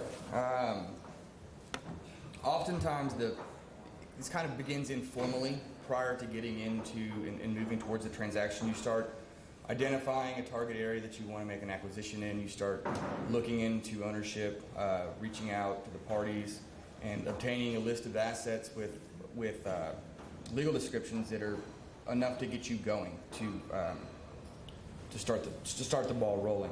You start putting your team together. That's in-house land, field land, legal, getting them ready for what will likely be a very rushed, intense time period where you've got a limited amount of time to do a pretty in-depth review of what it is you're trying to buy and whether or not it is what it is. You'll start by getting any available title opinions that may cover the land, working interest ownership, net revenue ownership, laying out some comments and requirements that may identify potential defects in your transaction. You want to look at any joint operating agreements that cover the land. What are your obligations under those?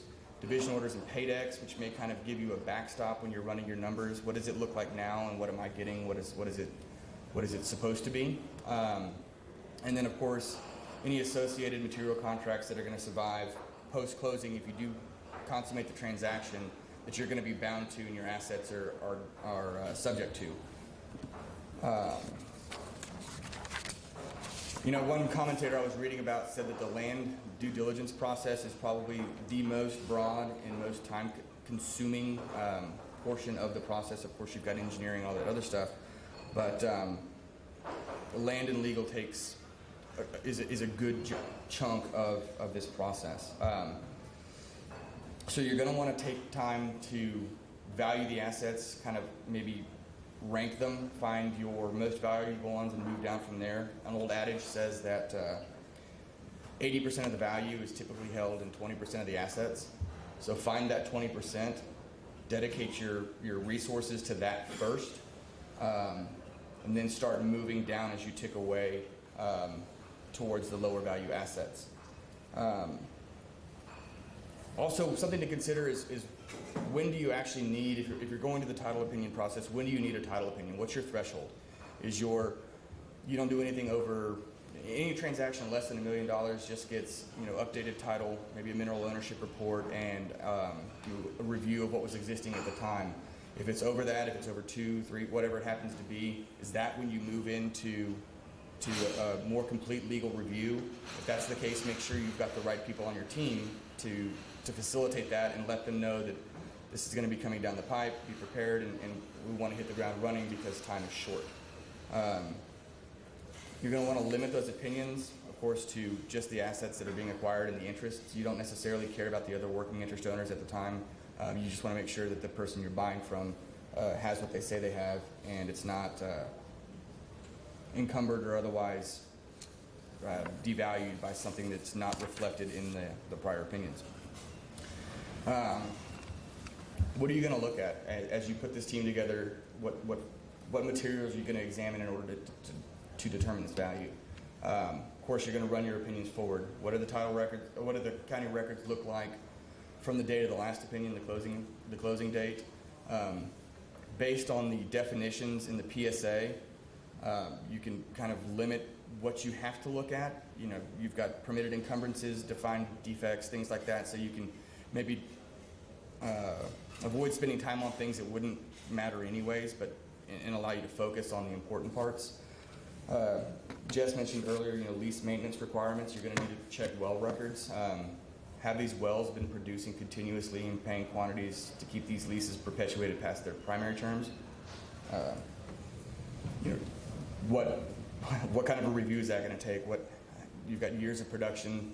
Who looks at that, and how do you make the call whether production and paying quantities was happening maybe when values were lower? Again, operating agreements, pref rights, consents. Does anybody else have a right to step in and make this acquisition before you do? If they do and you don't get their waiver, you've now got a new problem. And of course, checking out the county court records to look for any pending litigation or outstanding judgments against the assets that may not be revealed otherwise in your files. That would act to, again, encumber your assets, and basically you'd be buying a lawsuit.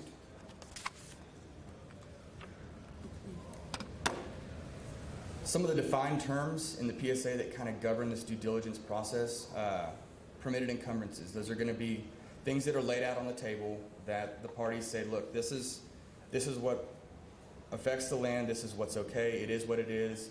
Your value, what you value this asset is, takes these into consideration. So you're not going to get any adjustment from these things. Of course, royalties, overrides, production payments, reversionary interest contracts, things like that have already been disclosed.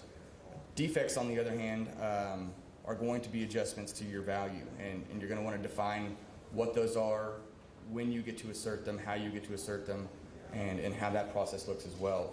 Things like leases that have terminated, debt severances, consents that haven't been attained, reversionary rights, just things that are going to impact the value of the asset and make that different than what you've agreed to previously.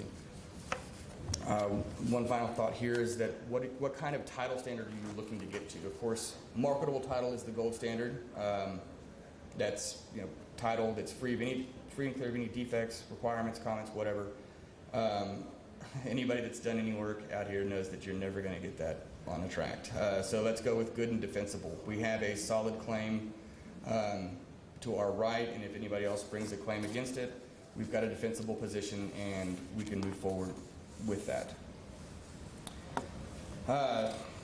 Alan Cummings has kind of a standard definition of what a title defect might be, except for those permitted encumbrances, any liens, charges, contracts, agreements, obligations, etc. that I just lost my train of thought. Basically affects the value of the title and the value of the property. And the seller's title to any property not to be defensible title should be a defect.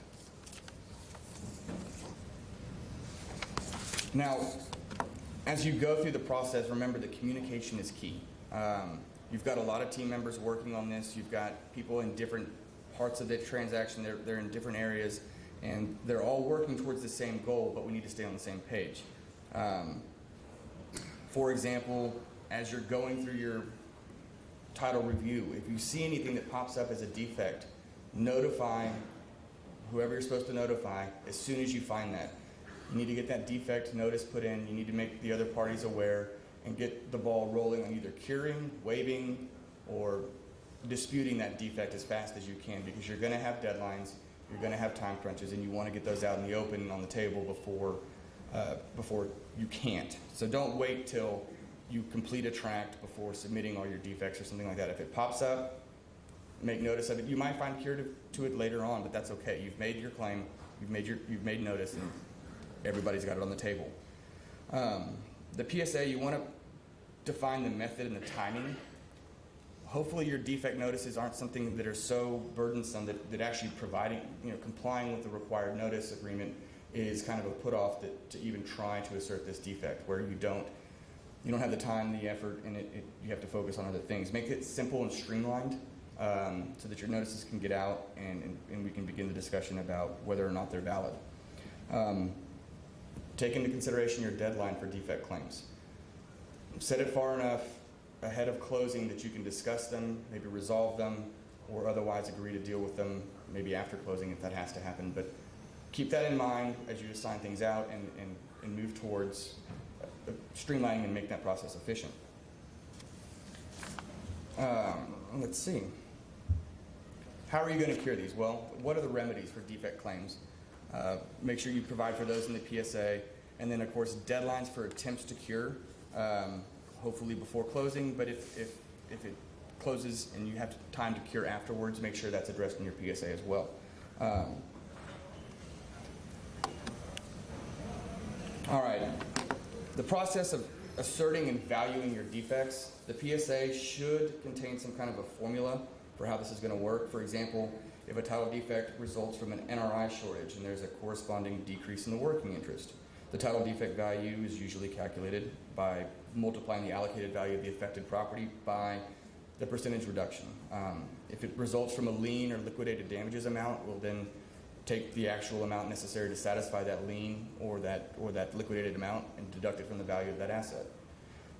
If it's something else, the PSA should provide that the title defect can be amount equal to the difference between the value of the affected property with the defect and without it, and take that into consideration as you provide that defect valuation. Set your defect thresholds in a way that relates to the acquisition itself. If you've got a lot of small tracts, the defect values may not inherently be that high. So if you've got a defect threshold that is too high, you're going to start creating a situation where you're not going to be able to assert defects because the tracts are too small, the defect values are too small. But over the entirety of the deal, you've got substantial defects, just nothing that rises to the threshold that allows for defecting them. Sorry, I'm trying to rush because we're getting close on time. Take note of what a deductible is. Do you understand it as the minimum amount that must be asserted and agreed to, and anything over that is deductible from the purchase price, or is it really more like a threshold where if you aggregate everything together, you get to this number and now you can deduct all of it. Otherwise, nothing is deductible from the purchase price. And remember, try to get it to where you can aggregate those smaller defects so that you can actually get some of the value out of, or deduct some of the value for the faults in the title. Some PSAs may limit the number of defects that may be asserted by the buyer. Take that into consideration too. Don't defect smaller value things if you've only got a certain amount of defects available. Make sure that your defects reflect the highest value properties and the highest value defects so that you can get the most adjustment off your purchase price to reflect the actual value. You can also, again, potentially limit the value of the defects. You can't have a defect on a tract that's worth more than the tract is. Of course, you can't roll it into another tract and try to do something like that. You keep it to the actual tract value or asset value. Post-closing adjustments. You're not going to get everything done prior to close. That just happens. Be aware that there's a period, hopefully in your PSA, that allows you to continue making adjustments after closing. But how are you going to handle those defected assets? Is the seller going to retain those and not include them in the conveyance until you cure the defect or whatever you agree to? Or are you going to convey them at a discount to the buyer, subject to an adjustment to the price, maybe back to the seller for a defect that wasn't cured or something along those lines? The problem here, if the seller retains these assets, you've got a potential checkerboard situation where you bought a large area of land, but within that, you've got seller retained properties and that are affecting your ongoing operations. They've also got now, a little bit of leverage as how you're going to move forward and how badly do you want to cure these things, because they still own them and you might need them. Let's see. How are you going to assess the risks in your defects? What is the nature of the defect and the quantum of interest it affects? Is it a small defect? Is it not really worth bringing up or dedicating time to? If that's the case, then maybe you note that it's there, but don't really worry about handling it right now. Is this a defect, but the production has been, this is an HBP well that's been producing since the 60s. The parties have acted according to whatever the defect is for 50, 60, 70 years. Bringing it up now might rock the boat and cause more problems. Do we just acknowledge that it exists, let it exist, but don't worry about curing it right now because everybody seems to be happy and there's no sense in poking that bear? What about adverse possession? Can you cure it through adverse possession? Possibly, but you're still going to have to file a lawsuit to do that, and your lawsuit's not going to be finished by the time you close this transaction. So that's going to leave you with something else to deal with post-closing. What's the likelihood a party withstanding in your defect is even going to make the claim? If it's a big deal, maybe. If it's not, and everybody's been happily moving forward, then leave it alone. And what are the repercussions? Are you going to kick a hornet's nest and create a bigger problem by trying to cure a potential defect than just letting it be and acknowledging that you're paying for what you got, it's there, and moving on? Last from me, what if a dispute arises regarding a defect? Well, make sure your dispute resolution provisions survive the transaction, they survive close, so that you've already set the table, everybody knows the rules. It's kind of like a prenup. We know what we got into before we got here, and this is how we're going to behave going forward. This could be mediation, arbitration, something along those lines, of course litigation, but we want to avoid that if at all possible. So just make sure that those provisions will survive your transaction and that everybody's clear on exactly what that means for all the parties involved. All right. Closing documents, assigning, bill of sale, wrapping all this thing up. So what documents are going to be utilized at closing? Well, the most important document, obviously, is the assignment and bill of sale. It's important to make sure you've updated any changes to your legal descriptions and the assets that are being conveyed or excluded. You need to determine what title warranty will be given. Often sellers give a specific warranty, so it states that the seller has not done anything to the property to encumber it, but it doesn't protect you against prior owners. Liabilities also need to be stated, especially if there's going to be anything retained by the seller. Often all post-effective date liabilities pass to the buyer.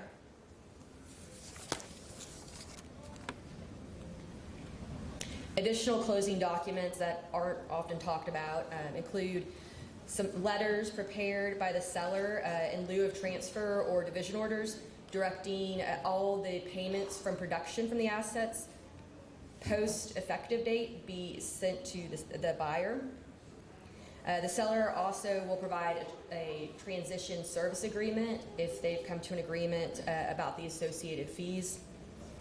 An affidavit of non-foreign status is typically included, as well as any change of operator forms if the purchaser is going to be taking over operating the assets.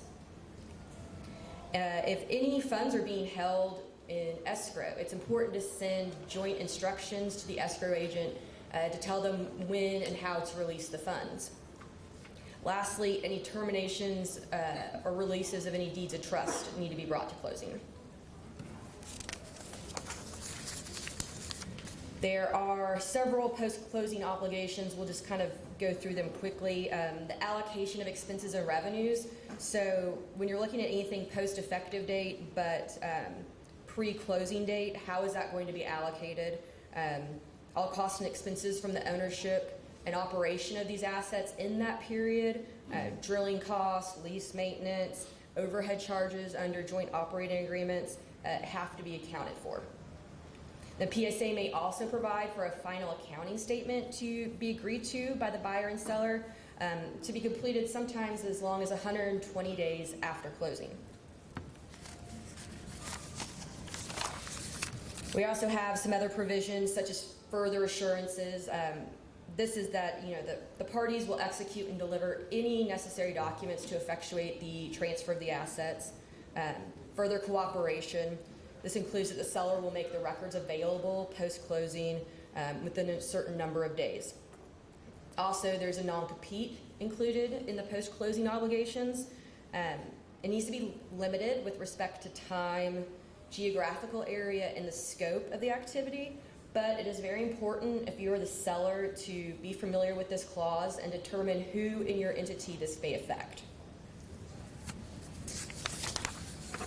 Now, what happens if after everything, the letter of intent, the purchase and sale agreement, your due diligence, you decide you don't want to buy this property? How can the parties extricate themselves from a deal that they no longer want to go through with? Well, it's important to consider the possibility of termination while you're putting together your PSA. Often we see a provision included where if title defects reach a certain threshold, often 10%, 20% of the closing cost, the purchaser has the ability to walk away from the deal. It's also important to consider confidentiality provisions post-termination. The seller has provided the buyer with all of their records. The buyer is inherently charged with going through these records and finding problems in the assets. It's important that post-termination, the seller doesn't have to worry about this buyer who backed out of the deal using the confidential information and the holes in their assets against them. What can be seen cannot be unseen, but what actions can be taken with the information can be limited. Otherwise, there's just no incentive for a seller to turn over all the documents, and the buyer's not going to really know what they're getting themselves into.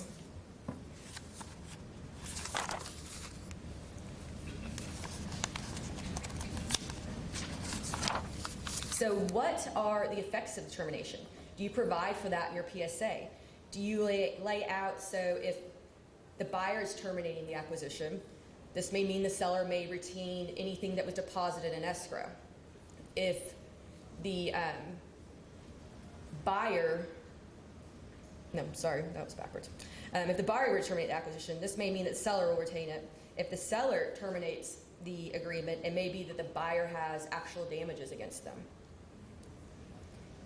Often, if this dispute goes to litigation, also attorney's fees will be tacked on as well. And there's always a possibility that a court may order specific performance.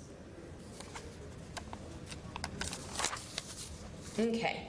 By far, most of the transactions we have seen proceed from the cradle to the grave without any due issues. In cases where the deal turns south, this is why it's very important to pay close attention to all these documents we discussed to see what your recourse is. At the end of the day, an honest relationship between all parties, a mutual desire to reach an agreement, and well-drafted documents will almost always result in a deal that meets the needs of both parties. And if it doesn't work out, well, we're in litigation, so give us a call. Thank you.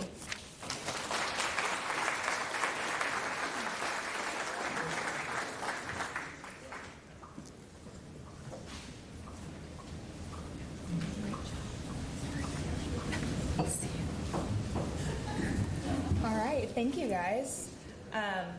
So I made it back just in time for lunch. So we are going to break now and meet back here around 1 o'clock. If you're staying for lunch, great.